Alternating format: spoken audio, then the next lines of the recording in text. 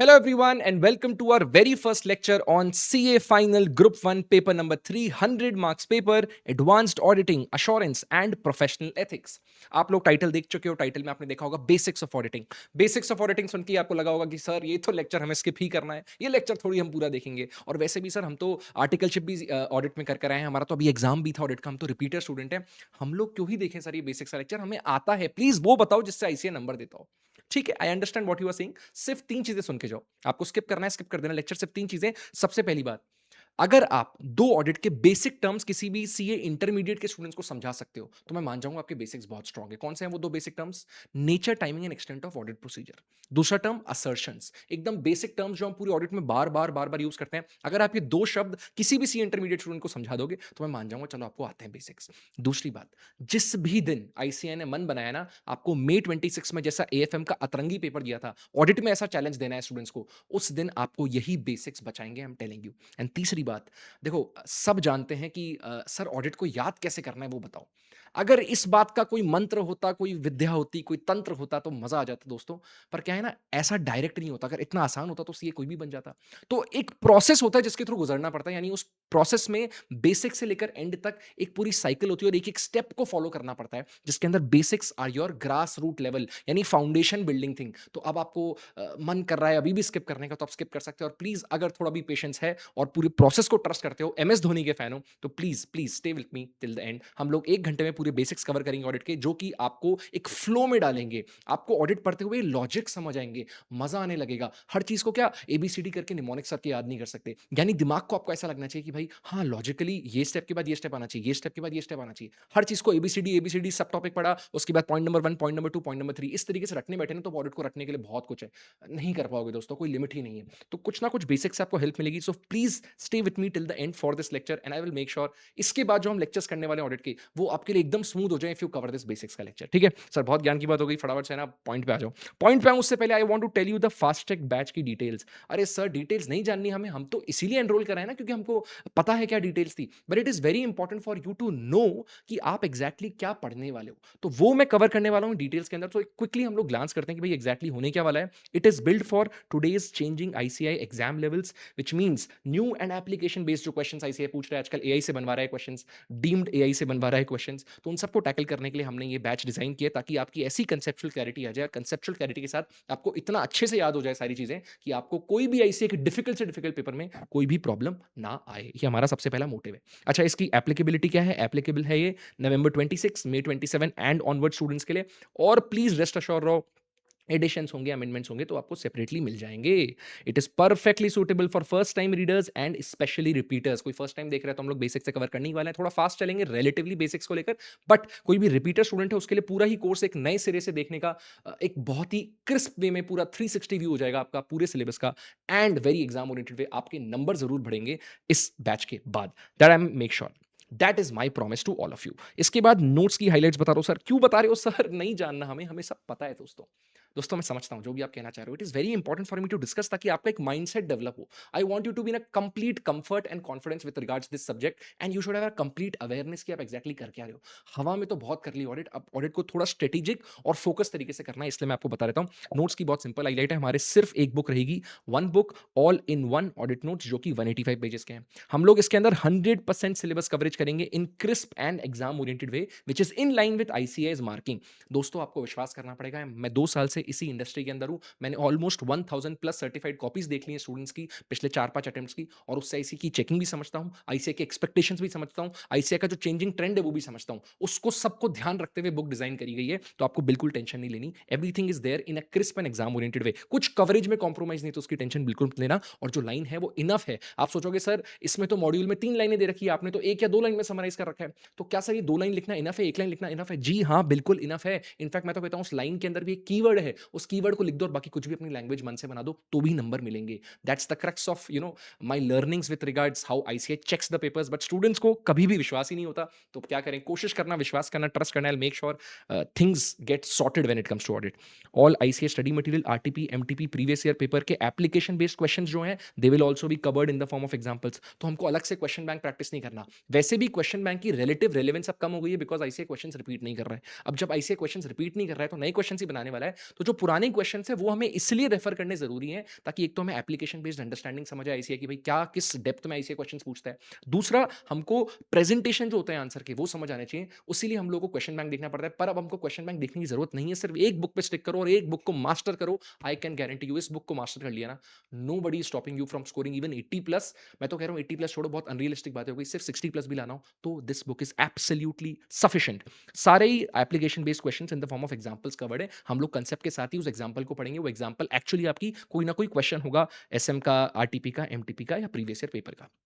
इसके बाद बहुत ही इंपॉर्टेंट मेमोरी फ्रेंडली प्रेजेंटेशन है, जहां पे पूरे लॉजिकल फ्लो से हम लोग पढ़ेंगे और स्टूडेंट के स्क्रिबलिंग के लिए भी इनफ स्पेस दी गई है। तो आपको कुछ भी नोटिंग करनी हो, आपको कुछ भी आपकी तरफ से आपसे लखेटे करने हो, बुक में करो, बिंदास करो, अंडरलाइनिंग करो, हाईलाइटिंग करो, जो करना है करो। आपको हर चीज को समझ लो, उससे नहीं होता, हर चीज को रट लो, उससे भी नहीं होता। तो कहीं ना कहीं थोड़ी पिक्चर मेमोरी बनती है तो मजा ज्यादा आता है। उसके अलावा आपको exam focused answer writing guidance मिलेगी, निमोनिक्स मिलेंगे जो आपको याद करने में हेल्प करेंगे, एंड मोस्ट इंपॉर्टेंटली आपको कीवर्ड्स हाईलाइटेड मिलेंगे जिस पर आप फोकस करोगे, उन्हीं को हमको एग्जाम में लिख कर आना है, जिससे हमको नंबर मिलेंगे।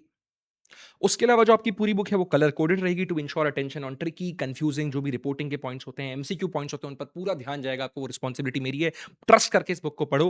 पूरी टॉपिक की विजिबिलिटी रहेगी आपको एक ही पेज पर। ऐसा नहीं कि भाई एक टॉपिक के 2 पॉइंट्स एक पेज पर हैं, अगले पेज पर उसके 3 पॉइंट्स हैं, तो क्या एक मेमोरी नहीं बनती अच्छे से। पिक्चर मेमोरी बननी बहुत जरूरी है, इसलिए आपको पूरी ही टॉपिक की विजिबिलिटी मिलेगी एक पेज पर, कोई ओवरलैपिंग नहीं है, कोई कंटिन्यूएशन नहीं है नेक्स्ट पेज पर। और बहुत ही ज्यादा इंपॉर्टेंट चीज, क्वेश्चन बेस्ड हेडिंग्स हैं। हम लोग चाहे तो लिख सकते थे हेडिंग में सब्सीक्वेंट इवेंट्स। अब सब्सीक्वेंट इवेंट लिखेगा स्टूडेंट को समझ आता था कि भाई आंसर क्या देना है, तो क्या ही बात थी। हम लोगों ने हेडिंग ही लिख दी है कि भाई any event that has occurred after the balance sheet date but before the audit report is submitted. तो इस तरीके से ऐसी हेडिंग्स जो आप जब पेपर्स देखोगे, अपने क्वेश्चन पेपर्स देखोगे, तो उन क्वेश्चन पेपर्स में जो लास्ट लाइन होती है, जो रिक्वायरमेंट्स पूछती है, उनको ही हमने हमारी सब टॉपिक्स बता दिया, हेडिंग्स बना लिया। तो कहीं ना कहीं क्वेश्चन बेस्ड हेडिंग्स रहेंगी जो आपकी सॉल्व कर देंगी प्रॉब्लम ऑफ टॉपिक आइडेंटिफिकेशन। अब आप जो सोचोगे ना भाई सर आंसर तो आता था पर समझ नहीं आया, सर ऊपर वाला पैराग्राफ था कि नीचे वाला पैराग्राफ था, टॉपिक आइडेंटिफिकेशन का इशू आपका एब्सोल्युटली सॉल्व हो जाएगा इन नोट्स के साथ।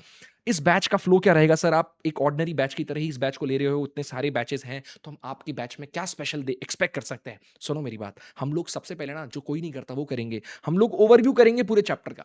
हम लोग सीधे टॉपिक पढ़ के उस पे उसके बेसिक्स जंप डिस्कस करके उस पे जंप नहीं करेंगे भाई। हम लोग सबसे पहले ओवरव्यू लेंगे पूरे ही चैप्टर का, बर्ड्स आई व्यू लेंगे कंटेंट का, फ्लो का, ताकि समझ पाए कि भाई अच्छा इस टॉपिक के बाद सेकंड टॉपिक क्या है, सेकंड के बाद थर्ड टॉपिक क्या है, एक जो थर्ड टॉपिक है उसके अंदर सब टॉपिक्स क्या क्या पूछे गए हैं। तो इस तरीके से पहले पूरे फ्लो को हम समझेंगे। जब हमने पूरा फ्लो समझ लिया ना, फिर हम लोग हमारे 100% डिटेल्ड एक्सप्लेनेशन पे जाएंगे विद एब्सोल्यूट कंसेप्चुअल क्लैरिटी, और दुनिया भर के एग्जांपल्स यूज होंगे। आपको कंसेप्चुअल क्लैरिटी में तो कोई भी दिक्कत नहीं आने वाली, आपके एप्लीकेशन क्वेश्चन के अंदर जो भी आइडेंटिफिकेशन वो तो सॉल्व हो ही जाएगा।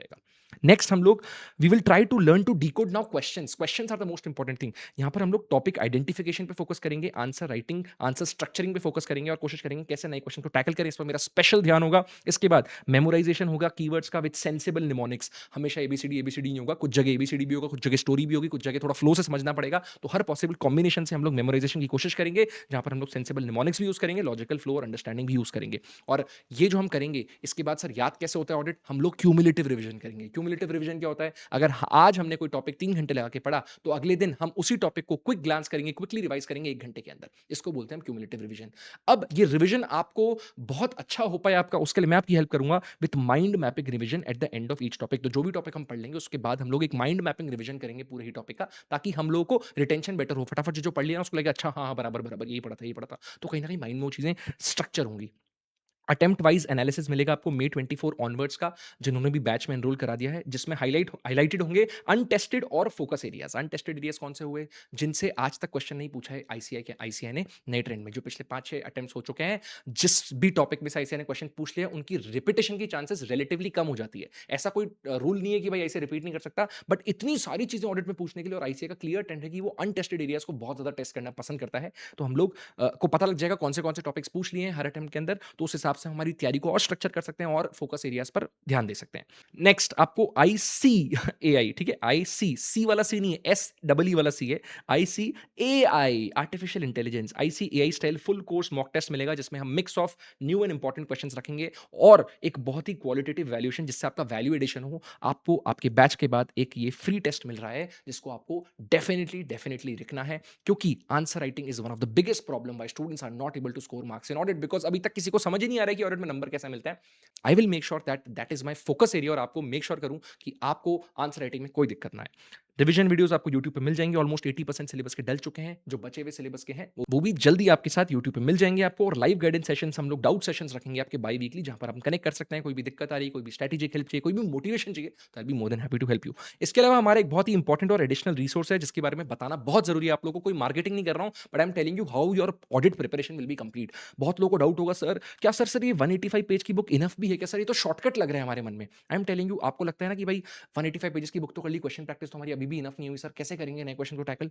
आप लोगों को सिर्फ स्मार्ट टेस्ट सीरीज के 5 स्मार्ट पोर्शन वाइज टेस्ट्स और 3 फुल कोर्स टेस्ट्स लिख देने हैं। आपकी कंप्लीट आंसर राइटिंग प्रैक्टिस हो जाएगी। I guarantee you this thing. अगर आपने ये 5 पोर्शन वाइज टेस्ट्स और 3 फुल कोर्स टेस्ट्स ऑनेस्टली दे दिए after mastering that 185 pages concept book, which is not actually concept book, it's an all in one book, you will definitely comfortably pass audit exam. और सच्ची बताऊं तो एग्जामिशन पक्की है, हमारे हाथ में है। कोई बड़ा क्लेम नहीं कर रहा, जस्ट ट्रस्ट मी गाइज। और स्टूडेंट्स ने पिछले अटेम्प्ट में रिजल्ट दिखाया है इस तरीके से, आप लोग भी डेफिनेटली पास होगे। अगर ऑडिट आपका पेन पॉइंट है तो मैंने इसको पर्सनली ले लिया, ईगो पे ले लिया, अगर आपको क्लियर कराना ही है।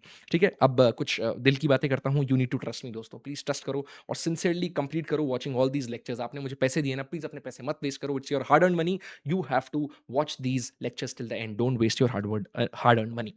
Next, after every chapter honestly देखो, हम तो पढ़ा देंगे, जब तक आप खुद नहीं पढ़ोगे तो कोई पढ़ाई होती नहीं है। सेल्फ रिवीजन जब तक ना हो, सेल्फ स्टडी जब तक ना हो, तब तक कोई आपकी स्टडी हो ही नहीं रही। फैकल्टी पढ़ाता है जो उसको पढ़ाई नहीं कहते। तो आपको ऑनेस्टली 30 मिनट्स निकालने हैं after every lecture that you watch, and you have to do a self revision और a quick glance of the entire topic. करना ही है विदाउट फेल।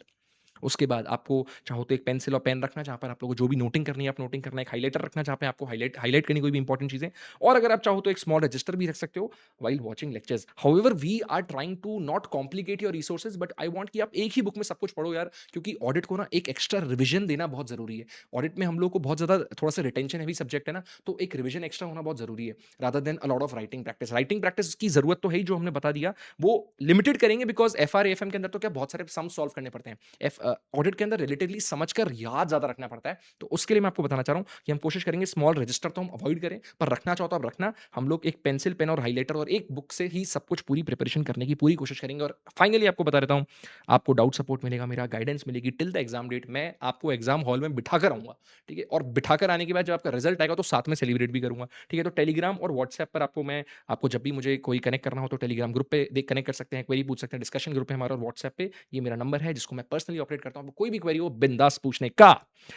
अब हम आते हैं सर, बहुत ज़्यादा ज्ञान की बातें हो गई, थोड़ी मुद्दे की बात करते हैं। ठीक है सर, ऑडिट में मुद्दे की बात करते हैं। पेपर पैटर्न कैसा होता है वो समझ लेते हैं। पार्ट 1 होगा आपका 30 मार्क्स का एमसीक्यू, पार्ट 2 होगा आपका 70 मार्क्स का descriptive. Oh my God sir, this is the most basic knowledge, come on. आगे बढ़ो सर, कोई बात नहीं दोस्तों, थोड़ा सा सुनते हुए चलो, मजा आएगा। 15 एमसीक्यू होंगे, 2 मार्क्स ईच के। ठीक है, अभी तक थैंकफुली कोई नेगेटिव मार्किंग नहीं है, तो अच्छी बात है। केस स्टडी बेस्ड एमसीक्यूज भी होंगे और कुछ इंडिविजुअल एमसीक्यूज भी होंगे। And let me tell you, ये जो एमसीक्यू वाला एरिया है ना, वो आप सिर्फ तभी क्रैक कर सकते हो जब आपकी कंसेप्चुअल क्लैरिटी बहुत ज्यादा टॉप नॉच हो। यहाँ पे याददाश्त का रोल थोड़ा कम हो जाता है और कंसेप्चुअल क्लैरिटी का रोल बढ़ जाता है। तो इस एरिया को क्रैक करने के लिए ऑडिट को तमीज से पढ़ना पड़ेगा, और ये बहुत ही इंपॉर्टेंट एरिया है, बिकॉज अगर यहाँ पर 20+ स्कोर नहीं किया तो कहीं ना कहीं बच्चे 40 लाने में डगमगा जाते हैं। हम तो कोशिश करेंगे डिस्क्रिप्टिव भी बहुत अच्छे से करें, बट एक रियलिस्टिक ग्राउंड पर जहाँ स्टूडेंट सफर कर रहे हैं, ये एरिया में स्कोर करना बहुत इंपॉर्टेंट है। पार्ट 2 70 मार्क्स का जो डिस्क्रिप्टिव है, इसमें टोटल आपको 6 क्वेश्चन मिलेंगे, 14 marks for each question. Her question के 3 सब पार्ट्स होंगे, 5 मार्क, 5 मार्क एंड 4 मार्क। ठीक है, जो क्वेश्चन नंबर फर्स्ट है वो मैंडेटरी है, और जो बचे हुए 5 क्वेश्चन है उनमें से आपको कोई भी 4 अटेम्प्ट करने हैं। यानी टोटल जो आपका डिस्क्रिप्टिव है वो 88 मार्क्स का होगा, जिसमें से आपको सिर्फ 70 मार्क्स का डिस्क्रिप्टिव अटेम्प्ट करना है, और आपको 70 में से 70 मार्क्स मैक्सिमम मिल सकते हैं। नेक्स्ट हम लोग आते हैं सर, बहुत ही इंपॉर्टेंट टॉपिक जिससे बच्चों को बहुत इंटरेस्ट रहता है, वो है आईसीए का सेक्शन वाइज वेटेज कितना है। तो टोटल 118 नंबर का जो पेपर मिलेगा, इसमें बेसिकली आईसीए ने 4 पार्ट्स में डिवाइड कर रखा है आपके पूरे सिलेबस को। सबसे पहला जो है वो है professional ethics, the most scoring area, और ये सिर्फ एक इकलौता चैप्टर है, ठीक है, जिसको पढ़ने में मजा भी आता है, स्कोरिंग भी है, और 20 से 24 मार्क्स का सिर्फ ये चैप्टर आता है। मैं बता रहा हूं, अगर इस चैप्टर के अंदर ही हम लोगों ने 16 या 18 नंबर सिक्योर कर लिए तो मजा आ जाएगा, फिर हमको ऑडिट में पास करने से कोई नहीं रोक सकता।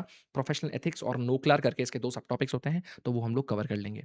इसके बाद आपको जो अदर एरिया आता है वो है standards on auditing. Basic area है जो हम लोग पढ़ते ही आ रहे हैं, ऐसे 200 से लेकर 700 सीरीज तक तो हमने इंटर में भी किया है। इसके अंदर 800 सीरीज भी ऐड हो गई है आपके फाइनल के सिलेबस में।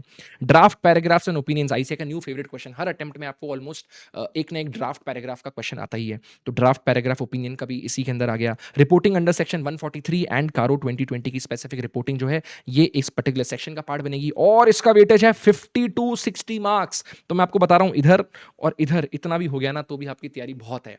Remember, quality is more than quantity, but we will make sure that हम लोग मैक्सिमम कवरेज करके जाएं। जो भी करें पर क्वालिटेटिवली करेंगे बट मैक्सिमम कवरेज भी करेंगे साथ में। स्पेशल एरियाज में आपके आ गए SREs, SAEs एंड SRS, ये सारे नए टॉपिक्स है जो हम पढ़ने वाले हैं। विंग 10 टू 14 मार्क्स एंड इसके अलावा बहुत सारे अदर चैप्टर्स आ गए हमारे। Digital audit, group audit, PSU audit, internal audit, emerging areas, SDG, ESG, very important topic, due diligence, forensic, investigation, bank audit, and NBFC audit. And these all the chapters combine 24 to 28 marks in your actual exams. मैंने बता ही दिया, quality is more than quantity. 100% syllabus के पीछे मत भागो। जो भी कर रहे हो उसको इस तरीके से करो कि उसमें कुछ भी पूछ ले आपको नंबर मिल जाए। दोस्तों, इंटरमीडिएट, फाउंडेशन, 11 12 के सारे पैटर्न भुला दो। बोर्ड्स वगैरह में जो भी हुआ था जहां पे लेंथ लिखने के नंबर मिलते थे, यहाँ पे अगर आपको लगता है आपने क्वेश्चन की कोई भी लैंग्वेज कॉपी करी just to increase the length of your answer या कुछ भी जेनरिक लिखा, बिल्कुल दिमाग को कन्विंस करके चलो कि कोई आईसीआई का एग्जामिनर आप पे दया नहीं खाएगा। आपको कोई 0.5 मार्क्स, 2 मार्क, 1 नंबर एक्स्ट्रा नहीं मिलने वाले, आपको 0 मिलेगा। 5 पेज भर लो, 0 मिलेगा। जितना कंटेंट रिक्वायर्ड है उतना ही चाहिए। इनफैक्ट मैं आपको बताऊं, 5 में से 5 नंबर भी चाहिए ना तो 1 पेज तो इनफ होता है। 1 पेज में सारी चीजें हो सकती हैं जिसके अंदर 5 में से 5 नंबर मिल जाए, पर हमको एक ऑब्सेशन है कि भाई 5 नंबर का क्वेश्चन तो एटलीस्ट 2 पेज तो भरे। तो that's what I only want to tell you, that quality is more than quantity for the subject of audit and in fact for the entire CA final. जितना जल्दी इसको रियलाइज करो और इंप्लीमेंट करोगे, मजा आ जाएगा और पास होने की चांसेस बहुत ज्यादा बढ़ जाएंगे आपकी। ठीक है, तो हमने बेसिक सारी बातें कर ली। अब हम मुद्दे की बात करेंगे, हम लोग डिस्कशन पे जंप करेंगे and we will go on to the basics of audit. और ये जो हम पूरा सर इतनी मेहनत कर रहे हैं, सीए का कोर्स कर रहे हैं, वो क्यों कर रहे हैं? ताकि हमको ये डिग्री मिल जाए सर। हमको मेंबर बनना है आईसीआई का और हमको ये डिग्री चाहिए चार्टर्ड अकाउंटेंसी की, इसलिए हम ये पूरा कोर्स कर रहे हैं। समझ आता है दोस्तों? अब जैसे ही हम लोग सीए बन जाएंगे, हम पे 2 चीजें लागू हो जाएंगी। सबसे पहला, सीए एक्ट 1949 जिसमें सारी सीए रिलेटेड बातें कर रखी हैं, और कोड ऑफ एथिक्स। भाई अब क्योंकि सीए बन चुके हो, एक बड़ी डिग्री आपके पास है, तो एथिक्स की पालना करनी पड़ेगी। तो ये दोनों चीजें आप पे एप्लीकेबल हो जाएगी। You will be govern by these two. और ये जो दोनों ही चीजें हैं ये प्रोफेशनल एथिक्स चैप्टर में कवर्ड है, जो मैंने बताया था ना, जिसका सबसे ज्यादा वेटेज है। तो हम लोग सेपरेटली उस चैप्टर में पढ़ेंगे। हम लोग सीए बन गए हैं दोस्तों, कांग्रेचुलेशंस। पहले अज्यूम करो, थोड़ा खुश हो लो, चलो हंसो हंसो यार, थोड़ा सा हंसो यार, गिव अ स्माइल यार, काफी टाइम से हंसा ही नहीं हो, एक बार हंसो यार। ठीक है, तो हम लोग सीए बन जाएंगे। उसके बाद हमारे पास 2 ऑप्शन है। या तो हम बिजनेस में चले जाएं, ठीक है, डिग्री तो हमने सिर्फ शादी में बायोडेटा के लिए लिखी थी, करी थी, ठीक है, अच्छी बात है। या फिर हम लोग बोले नहीं यार sir, CA is not enough for us, हम लोग को तो और पढ़ाई करनी है। कुछ जने होते हैं यार जिनको बहुत बहुत पढ़ाई लिखाई से इंटरेस्ट होता है, सीएफए करेंगे, सीपीए करेंगे, सर हम तो एमबीए करेंगे। तो कुछ और ही ऑप्शन होते हैं आपके पास। तो अगर आप ये करोगे तो आपके फिर भी सीए एक्ट और कोड ऑफ एथिक्स एप्लीकेबल हो जाएगा, बट यूजुअली आप लिमिट हो जाओगे यार। फिर तो क्या आप पर्सनल लाइफ में जो भी करना चाहो कर सकते हो। मजा कहाँ आएगा? जब आप जॉब करने जाओगे। तो एज अ सीए जब आप जॉब करोगे तो आप कहलाओगे सीए इन सर्विस। तो इधर आप पे बहुत सारी चीजें एप्लीकेबल हो जाएंगी सीए एक्ट की, कोड ऑफ एथिक्स की। पर उससे भी ज्यादा मजा तब आएगा जब आप सोचो कि नहीं सर, हम सीए बने हैं तो कुछ सीए वाला काम करके जाएंगे। हम लोग हमारी खुद की सीए फर्म खोलेंगे दोस्तों। जब हम लोग खुद की सीए फर्म खोलना चाहेंगे तो यहाँ पर 2 ऑप्शन होते हैं। या तो हम किसी सीए फर्म को ज्वाइन करें। तो अगर हम सीए फर्म को ज्वाइन कर रहे हैं, सिर्फ काम करते हैं उसके अंदर, तो हम अभी भी जॉब वाले ही कहलाए जाएंगे, हम सीए इन सर्विस ही कहलाए जाएंगे। पर अगर हम उस सीए फर्म में जाकर पार्टनर बनते हैं, और अगर पार्टनर नहीं भी बनते तो हम कुछ ऐसी पावर रखना चाहते हैं हमारे हाथ में जो सिर्फ एक सीए के पास है। फॉर एग्जांपल, स्टैट्यूटरी ऑडिट जो होती है वो सिर्फ एक चार्टर्ड अकाउंटेंट कर सकता है पूरे इंडिया के अंदर। तो ऑडिट पे अगर आपको साइन करना है तो आपको सीए होना जरूरी है। अगर आप कुछ ऐसा काम करना चाहते हो तो उसके लिए आपको सर्टिफिकेट ऑफ प्रैक्टिस लेना पड़ेगा आईसीआई से। सर्टिफिकेट ऑफ प्रैक्टिस आपको जैसे ही मिलेगा, आप कहलाओगे सीए इन प्रैक्टिस। आप पार्टनर बन सकते हो एक सीए फर्म के, और फिर आप वो सारे काम कर सकते हो जो कि सिर्फ एक सीए के पास राइट है इंडिया में करने की। अब जैसे अकाउंटिंग का जो काम है ना, वो तो कोई भी कर सकता है। वो ये जना भी कर सकता है, ये जना भी कर सकता है, ये जना भी कर सकता है। पर सिर्फ एक ऑडिट जैसा काम हो गया, टैक्स ऑडिट जैसा काम हो गया, या फिर जो भी एक स्पेसिफिक राइट एक सीए के पास ही है, वो जितने भी काम होते हैं वो सारे करोगे तो आपको सीए इन प्रैक्टिस होना जरूरी है। यानी आपको सर्टिफिकेट और प्रैक्टिस आपके पास होना चाहिए। ओके सर, हम लोग सीए फर्म खोल रहे हैं। सर हमने सीए फर्म खोल दी, हमारी बढ़िया सी बड़ी प्रॉपर्टी ली हम लोगों ने, हमारा केबिन बनाया आलीशान, मीटिंग रूम, एंड एक वो चेयर होती है ना जिसमें हम झूलते हैं, वो सारी लग्जरी चीजें बनाकर हमने हमारा एक सीए फर्म का घर बना लिया। अभी सीए फर्म में सर क्यों बनाइए? ताकि हमारे पास क्लाइंट्स आए, तो ये अलग-अलग क्लाइंट्स आते हैं हमारे पास। ये क्लाइंट बोलता है सर हमारी टैक्स ऑडिट का काम कर दो, ठीक है? ये वाला क्लाइंट टैक्स ऑडिट का काम के लिए बोलता है। नेक्स्ट क्लाइंट आता है बोलता है सर मुझे तो अकाउंटिंग की सर्विसेज़ दे दो, मुझे तो मैं मेरी कंपनी है मुझे अकाउंटिंग करनी नहीं आती है, आप अकाउंटिंग की सर्विस दे दो। ये वाला क्लाइंट आता है बोलता है सर मेरी तो स्टैट्यूटरी ऑडिट है, मेरी तो एक लिस्टेड कंपनी है सर उसकी ऑडिट कर दो, उसकी ऑडिट को साइन करो। और ये क्लाइंट आके बोलता है सर मुझे तो कुछ नहीं, मुझे तो सिर्फ आप कंसल्टेंसी दे दो। तो ऐसे अलग-अलग आपके पास क्लाइंट्स आते हैं सीए फर्म के पास। तो ये जो अलग-अलग क्लाइंट्स, अलग-अलग प्रोफेशनल असाइनमेंट्स लेकर एक सीए फर्म के पास आ रहे हैं, उन अलग-अलग प्रोफेशनल असाइनमेंट्स को हम कहते हैं अलग-अलग एंगेजमेंट्स। तो ये जो अलग-अलग क्लाइंट्स हैं, वो अलग-अलग एंगेजमेंट्स लेकर सीए फर्म के पास आ रहे हैं। ठीक है दोस्तों, यहाँ पर हम लोगों ने एंगेजमेंट समझ लिया है दोस्तों, मजाक ही मजाक में। अब सर सीए फर्म में वो एंगेजमेंट लेकर आ तो गए, अब काम कौन करेगा? तो पहले हम सीए फर्म में कौन लोग हैं वो समझते हैं। सीए फर्म में ना एक P1 करके पार्टनर है जिसको हम कहेंगे मैनेजिंग या सीनियर पार्टनर, जिसने ये फर्म शुरू करी थी। हम लोग तो अभी नए नवेले चार्टर्ड अकाउंटेंट बने हैं, कुछ लोगों ने सालों से प्रैक्टिस डाल रखी है, बहुत एक्सपीरियंस है। तो उनको, जिसने भी इस फर्म शुरू करी, उसको हम कहेंगे मैनेजिंग सीनियर पार्टनर। सबसे सीनियर बंदा है इस फर्म का। जब भी कोई दिक्कत आएगी तो इस पार्टनर को ही कंसल्ट किया जाएगा, ठीक है? उसके अलावा 2 और पार्टनर्स हैं हमारे पास, पार्टनर 2, पार्टनर 3। अब पार्टनर तो साइन करेंगे सर, काम कौन करेगा? काम करने के लिए हमने ये नए न्यूली क्वालिफाइड चार्टर्ड अकाउंटेंट्स रखे हैं sir, M1, M2, M3, M4 managers रखे हैं हमने, ठीक है? इसी फर्म के अंदर, जो काम करेंगे, एटलीस्ट कोई काम तो करे भई।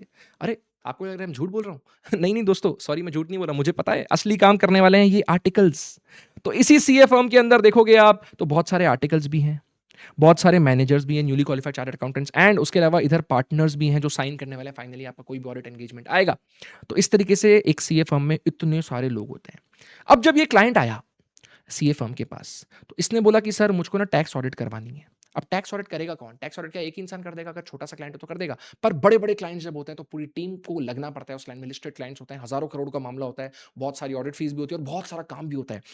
तो वो सीए फर्म डिसाइड करेगी। सीए फर्म में कौन डिसाइड करेगा? ये पार्टनर नंबर 1 डिसाइड करेगा कि भाई आपका जो काम है वो पार्टनर नंबर 3 हैंडल करेगा। अब पार्टनर नंबर 3 जब हैंडल करेगा तो पार्टनर नंबर 3 अपनी एक छोटी सी टीम बनाएगा। मैनेजर 3, मैनेजर 4 आ जाओ, आर्टिकल आ जाओ, अपन एक टीम बनाते हैं और अपन को ये जो क्लाइंट आया था इसका काम संभालना है। ठीक है? तो ये जो टीम बनाई, जो एंगेजमेंट को संभालने वाली है, उस टीम को हम क्या कहेंगे? उस टीम को हम कहेंगे एंगेजमेंट टीम। और इसी टीम को जो लीड करेगा पार्टनर, जो कि एक फुल टाइम चार्टर्ड अकाउंटेंट होना चाहिए, full time practising chartered accountant of ICAI होना चाहिए, जो कि फाइनली साइन करेगा इस एंगेजमेंट पे, जिसकी रिस्पॉन्सिबिलिटी होगी इस एंगेजमेंट को कंप्लीट करने की, जिसके नाम पर ये एंगेजमेंट माना जाएगा कि हाँ भाई इस पार्टनर ने इस एंगेजमेंट को पूरा किया, वो बनेगा हमारा एंगेजमेंट पार्टनर। तो हमने समझा कि भाई अलग-अलग क्लाइंट्स आ सकते हैं, अलग-अलग एंगेजमेंट्स लेकर। जैसे ही वो एंगेजमेंट लेकर आएंगे, एक एंगेजमेंट टीम बनेगी और उस एंगेजमेंट टीम को लीड करने वाला इंसान होगा एक एंगेजमेंट पार्टनर। तो with this we have understood the basics of audit. अब आप लोग सोचोगे सर, ये सर इतनी बेसिक चीजें मत समझाओ, हम सीए फाइनल लेवल पे बैठे हैं। आई एम टेलिंग यू, अगर आपको ये डायग्राम्स भी समझ आ रहे हैं ना, ये डायग्राम से भी बहुत ज्यादा मेमोरीज आपकी बनेंगी और आपको वो आगे वाले चैप्टर्स में हेल्प करने वाली। जस्ट ट्रस्ट मी, रिलैक्स करो, आगे बढ़ते हैं हम लोग। हमने बेसिक समझ लिया कि भाई सीए फर्म का क्या स्ट्रक्चर हो सकता है।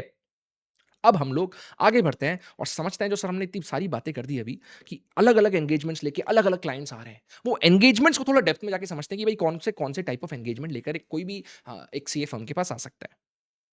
ठीक है? ब्रॉडली आपके जो एंगेजमेंट्स होंगे, वो होंगे 2 टाइप के, अश्योरेंस एंगेजमेंट और दूसरे नॉन अश्योरेंस एंगेजमेंट। यहां पर जो अश्योरेंस एंगेजमेंट होते हैं, उसमें हम मेनली ओपिनियन देते हैं या कंक्लूजन देते हैं एज अ चार्टर्ड अकाउंटेंट। और ये जो नॉन अश्योरेंस एंगेजमेंट होते हैं, यहाँ पर हम लोग कोई ओपिनियन या कंक्लूजन नहीं देते। हम लोग सिर्फ रिपोर्ट करते हैं फैक्चुअल फाइंडिंग्स पर। जो भी हमको काम बोला उतना हम करके दे देते हैं। ऐसा नहीं कि भाई हमने हमारा प्रोफेशनल जजमेंट लगा लोगों के, फाइनली एक ओपिनियन बना के दिया या कंक्लूजन बना के दिया कि ये सही है कि नहीं है, फिर उस बात की वैल्यू बने। ना, इसमें तो हम लोग को जो काम बोला हम चुपचाप कर लेंगे। हमारी रिपोर्ट में हम जो भी फैक्चुअल फाइंडिंग्स है उनके बारे में लिख देंगे और वो दे देंगे। यानी कोई भी ऐसा काम नहीं जिससे बहुत ज़्यादा कॉन्फिडेंस बढ़े सामने वाले का। यानी नॉन अश्योरेंस एंगेजमेंट की बात हो गई। अश्योरेंस एंगेजमेंट में हम लोग ओपिनियन कंक्लूजन देते हैं, नॉन अश्योरेंस एंगेजमेंट में हम ओपिनियन कंक्लूजन नहीं देते हैं। अब यहाँ पर हम सबसे पहले समझते हैं ऐसे कौन सा एंगेजमेंट है जो नॉन अश्योरेंस वाले में ओपिनियन या कंक्लूजन देने की जरूरत नहीं पड़ती है। ये होती है रिलेटेड सर्विसेज, जो कि हम करते हैं स्टैंडर्ड्स ऑन रिलेटेड सर्विसेज के हिसाब से, एसआरएस के हिसाब से। यहाँ पे 2 टाइप ऑफ सर्विसेज हो सकती हैं, एसआरएस 4400 में या एसआरएस 4410 के अंदर। 4400 में हम दे सकते हैं agreed upon procedures. Agreed upon procedure में नाम से ही समझ आ रहा होगा, जो भी तेरे और मेरे बीच में प्रोसीजर्स अग्री हो गए, वो एज अ चार्टर्ड अकाउंटेंट मैं तुम्हें करके दे दूंगा। यानी मैं कोई भी स्पेसिफाइड प्रोसीजर कर रहा हूं on the request of the management of any company. In that case I'll be doing agreed upon procedure as per SRS 4410.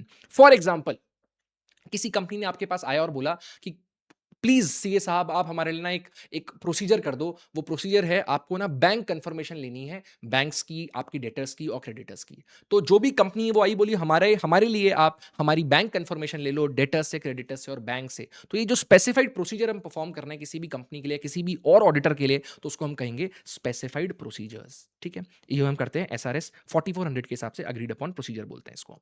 Next जो हम पढ़ेंगे वो है एसआरएस 4410 जिसमें हम करते हैं कंपाइलेशन एंगेजमेंट। कंपाइलेशन एंगेजमेंट मतलब हम लोग क्योंकि हम लोग अकाउंटेंसी एक्सपर्ट्स होते हैं, हमको एफआर जैसे सब्जेक्ट किया होता है, हमने इंटरमीडिएट में एडवांस अकाउंटिंग जैसे सब्जेक्ट किए होते हैं, इसीलिए हम लोग के पास बड़े-बड़े कंपनी के मैनेजमेंट्स आते हैं और बोलते हैं प्लीज आपके पास बहुत नॉलेज है सर, हम तो बेचारे बीकॉम पास हैं, हमको इतनी नॉलेज नहीं है, आप हमको ना फाइनेंशियल स्टेटमेंट्स बनाने में हेल्प कर दो। तो अगर हम एज अ चार्टर्ड अकाउंटेंट ये सर्विस दे रहे हैं आपको which is assisting the management of any company in preparation and presentation of financial statements, in that case we are doing compilation engagement, we will do this as per SRS 4410।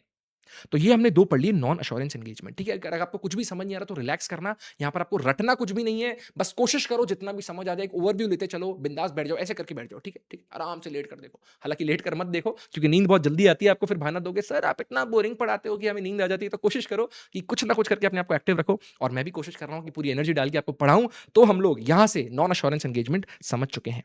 अब हम लोग समझेंगे assurance engagement के बारे में। Assurance engagement में हमने क्या पढ़ा था? यहाँ ओपिनियन या कंक्लूजन दिया जाता है।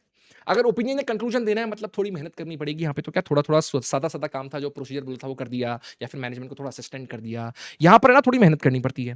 मेहनत करनी पड़ेगी तो इसको 2 पार्ट्स में डिवाइड करते हैं हम, ऑन हिस्टोरिकल फाइनेंशियल इन्फॉर्मेशन या फिर other than historical financial information. Historical financial information मतलब हिस्ट्री जिसको नहीं बदला जा सकता। फॉर एग्जांपल हम लोग 1 अप्रैल 2026 को खड़े हैं और इधर इस किसी भी एंटिटी के लिए जो आपका पीरियड हुआ 1 अप्रैल 2025 से लेकर 31 मार्च 2026, ये इस एंटिटी का हिस्टोरिकल पीरियड होगा। अगर हम लोग 1 अप्रैल को खड़े हैं तो ये हमारे लिए हिस्टोरिकल फाइनेंशियल इंफॉर्मेशन हुआ उस एंटिटी का। क्या सर इमीडिएटली प्रीवियस ईयर का इंफॉर्मेशन ही हिस्टोरिकल फाइनेंशियल इंफॉर्मेशन होता है? जी नहीं। आज जो मैं खड़ा हूं उससे पहले का जितना भी डेटा है, उससे पहले का जितना भी फाइनेंशियल डेटा है, उसको हम सबको कहेंगे हिस्टोरिकल फाइनेंशियल इंफॉर्मेशन, चाहे वो 2 साल पुराना हो, 3 साल पुराना हो, 5 साल पुराना हो। और उसके अलावा हमको समझ आ गया other than historical financial information मतलब जो भी चीजें पुरानी नहीं होंगी, जिसमें कोई चेंजेस करने होंगे या कुछ फ्यूचर की बात होगी, ठीक है? तो उस चीज को हमने बेसिकली समझ लिया कि जो भी हम लोग अश्योरेंस एंगेजमेंट करते हैं वो हिस्टोरिकल फाइनेंशियल इंफॉर्मेशन पे कर सकते हैं या फिर other than historical financial information पे कर सकते हैं। हिस्टोरिकल फाइनेंशियल इंफॉर्मेशन में हम लोग 2 चीजें कर सकते हैं। 2 चीजें कौन-सी हैं? या तो हम ऑडिट कर सकते हैं या तो हम रिव्यू कर सकते हैं। ऑडिट हम सबका फेवरेट शब्द, हमको लगता है कि जीवन में सीए फर्म खोल के ऑडिट ही तो करना ही है। नहीं दोस्तों, बहुत सारा काम होता है, जिसमें से ऑडिट एक बहुत बड़ा काम होता है। ऑडिट के अंदर हम लोग रीजनेबल एश्योरेंस देते हैं। आपने सुना होगा, थोड़ा भी इंटरमीडिएट लेवल पे याद आ रहा होगा कि सर ये रीजनेबल एश्योरेंस क्या होती है? अभी तो आपने बोला एश्योरेंस एंगेजमेंट है, अब इसमें भी आपके एलिमेंट डाल दोगे? जी हाँ, यहाँ पर हम लोग सिर्फ एक रीजनेबल एश्योरेंस देते हैं। क्यों? क्योंकि एब्सोल्यूट एश्योरेंस तो हम दे ही नहीं सकते। किसी भी चीज़ की गारंटी हो सकती है कि भाई कि मैं गारंटी देता हूँ सब कुछ ठीक है। चलो आप बोलते हो कि नहीं सर हम तो बहुत होनहार हैं, हम तो गारंटी भी देकर आएँगे। कोई बात नहीं, एक सिंपल बात मैं आपको करता हूँ। एक फाइनेंशियल स्टेटमेंट्स होते हैं किसी भी एंटिटी के, उसके अंदर प्रोविजन फॉर डाउटफुल डेट्स नाम का एक बैलेंस शीट का कैप्शन होता है। तो ये जो प्रोविजन फॉर डाउटफुल डेट्स है, इस पे कितना प्रोविजन किया जाएगा बताओ आप? आपके हिसाब से कितना प्रोविजन होना चाहिए? अब कुछ समझदार बच्चे बोलेंगे सर ऑब्वियस बात है ना, हम लोग लास्ट 3-4 साल का डेटा उठा लेंगे, उसमें देखेंगे कितने डाउटफुल डेट्स होते हैं, उसके हिसाब से हम लोग परसेंटेज ले लेंगे और इस साल का provision for doubtful debts create कर देंगे। ठीक है। अब मैं आपसे एक सवाल करता हूँ। मेरे ख्याल से आप जो कह रहे हो उससे कम प्रोविजन होना चाहिए। क्यों? इसलिए कम होना चाहिए क्योंकि अब की बार जिन भी ट्रेडर्स के साथ हमने जितने भी डेटर्स के साथ हमने डील किया ना, हमने उन सबकी बहुत तगड़ी क्रेडिट वर्दीनेस चेक करी है, उसके बाद ही हमने उनको गुड्स डिस्पैच किए हैं। तो कहीं न कहीं अब की बार डाउटफुल डेट्स होने की चांस कम है, तो हम लोग कम प्रोविज़न करेंगे। ठीक है? तो आपको लगेगा ना नहीं, नहीं ये भी बात सही है, ये भी तो हो सकता है। यहाँ से एक और तरीके से मैं घुमाता हूँ आपको।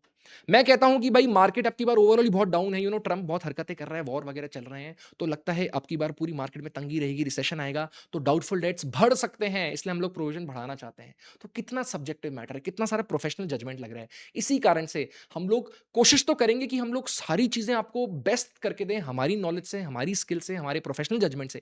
पर कुछ चीज़ें ना यार इनहेरेंट लिमिटेशंस होती हैं, हम लोग नहीं कर सकते चाहकर भी उनका कुछ। इसीलिए हम लोग एब्सोल्यूट एश्योरेंस नहीं दे पाते ऑडिट के अंदर, हम लोग रीज़नेबल एश्योरेंस ही दे पाते हैं। और ये जो ऑडिट है हम करते हैं स्टैंडर्ड्स ऑन ऑडिटिंग के हिसाब से, जो आप इंटरमीडिएट से पढ़कर आ रहे हो। वहीं पर ये जो रिव्यू होता है, ये रिव्यू होता है लिमिटेड एश्योरेंस देने के लिए।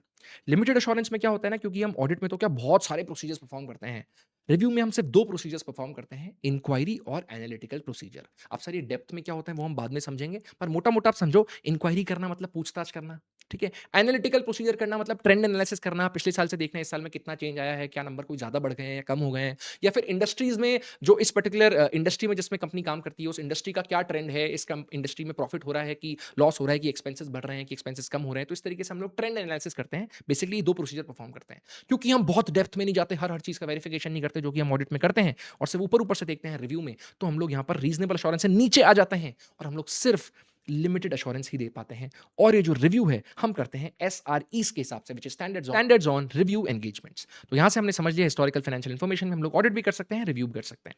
अब यहां से थोड़ा और डेप्थ में घुसते हैं। 200 से लेकर 700 सीरीज की बात तो आप जानते ही हो कि भाई 200 से लेकर 700 सीरीज होती है सर, ओपिनियन वगैरह होता है, एविडेंस इकट्ठा करना पड़ता है सर, एक्सटर्नल कंफर्मेशन नाम की चीजें हमको थोड़ी थोड़ी याद आ रही है, तो ये सब चीजें तो होती हैं। पर यहां से ना जब तक सीए फाइनल के एलिमेंट नहीं घुसाएंगे तब तक मजा नहीं आएगा। तो हम लोग को समझने पड़ेंगे फ्रेमवर्क्स होते हैं दो प्रकार के। फ्रेमवर्क्स मतलब क्या होता है, किसी भी बेसिस जिस पर आपके फाइनेंशियल स्टेटमेंट्स बनते हैं, प्रेजेंटेशन एंड प्रिपरेशन, या जो भी गाइडलाइंस होती है जिस पर आपके फाइनेंशियल स्टेटमेंट्स बनते हैं, उसको हम कहते हैं फ्रेमवर्क। अभी जो फ्रेमवर्क है ना, ये दो टाइप के हो सकते हैं, जनरल पर्पस फ्रेमवर्क या स्पेशल पर्पस फ्रेमवर्क।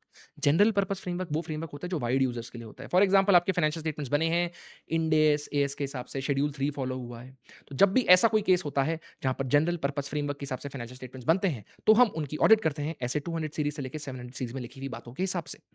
पर कई बार स्पेशल यूजर्स आते हैं और वो स्पेशल पर्पस फ्रेमवर्क से फाइनेंशियल स्टेटमेंट्स बनवाते हैं जिसकी हमें ऑडिट करनी पड़ती है, तो वो हम लोग 200 से 700 सीरीज तो करते ही हैं।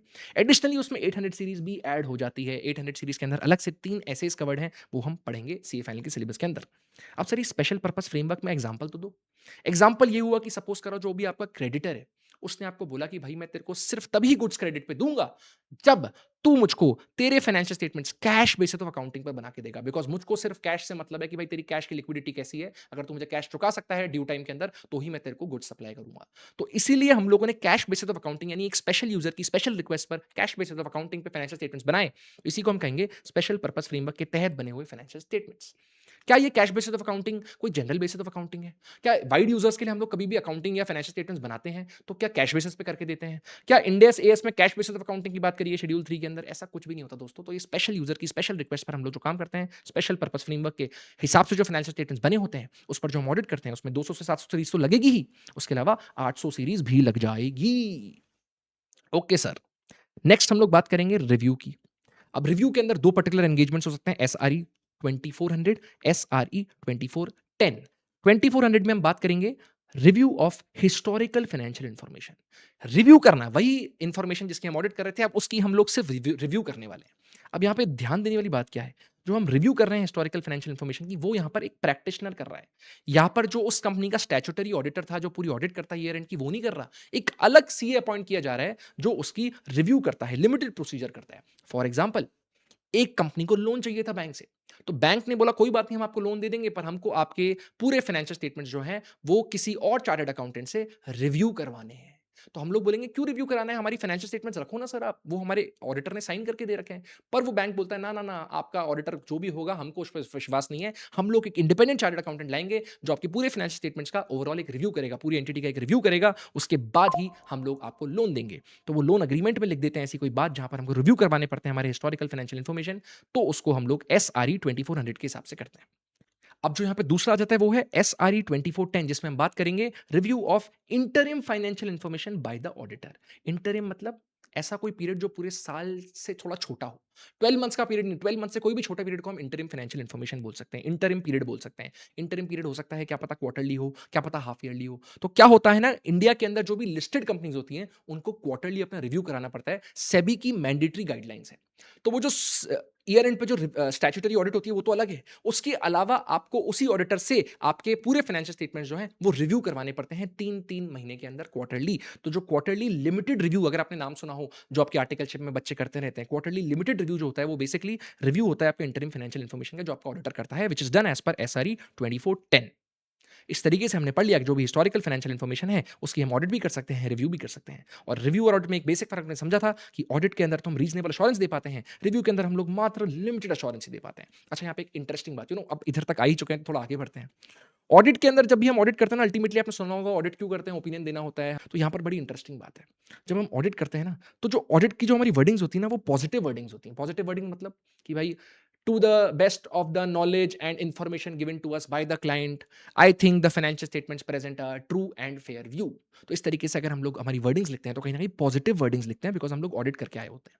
जब हम रिव्यू करके आए होते हैं, तो क्योंकि हम लोगों ने कम प्रोसीजर किए हैं, तो हम लोग क्या थोड़ा डिप्लोमेटिक खेलते हैं, हम लोग हमारी वर्डिंग हमारी चेंज कर देते हैं। हम लोग लिखते हैं, nothing has come to our attention that causes us to believe that the financial statements do not give a true and fair view या फिर are not presented fairly। तो अगर हम लोग ये डिप्लोमेटिक भाषा लिखते हैं, जहां पर हम बोलते हैं कि भाई, इधर तो हम लोग सीधा बोल दिए ऑडिट के अंदर कि भाई ट्रू एंड फेयर व्यू, हमारे हिसाब से तो ट्रू एंड फेयर व्यू मिला है जितनी भी इंफॉर्मेशन हमें मिली है।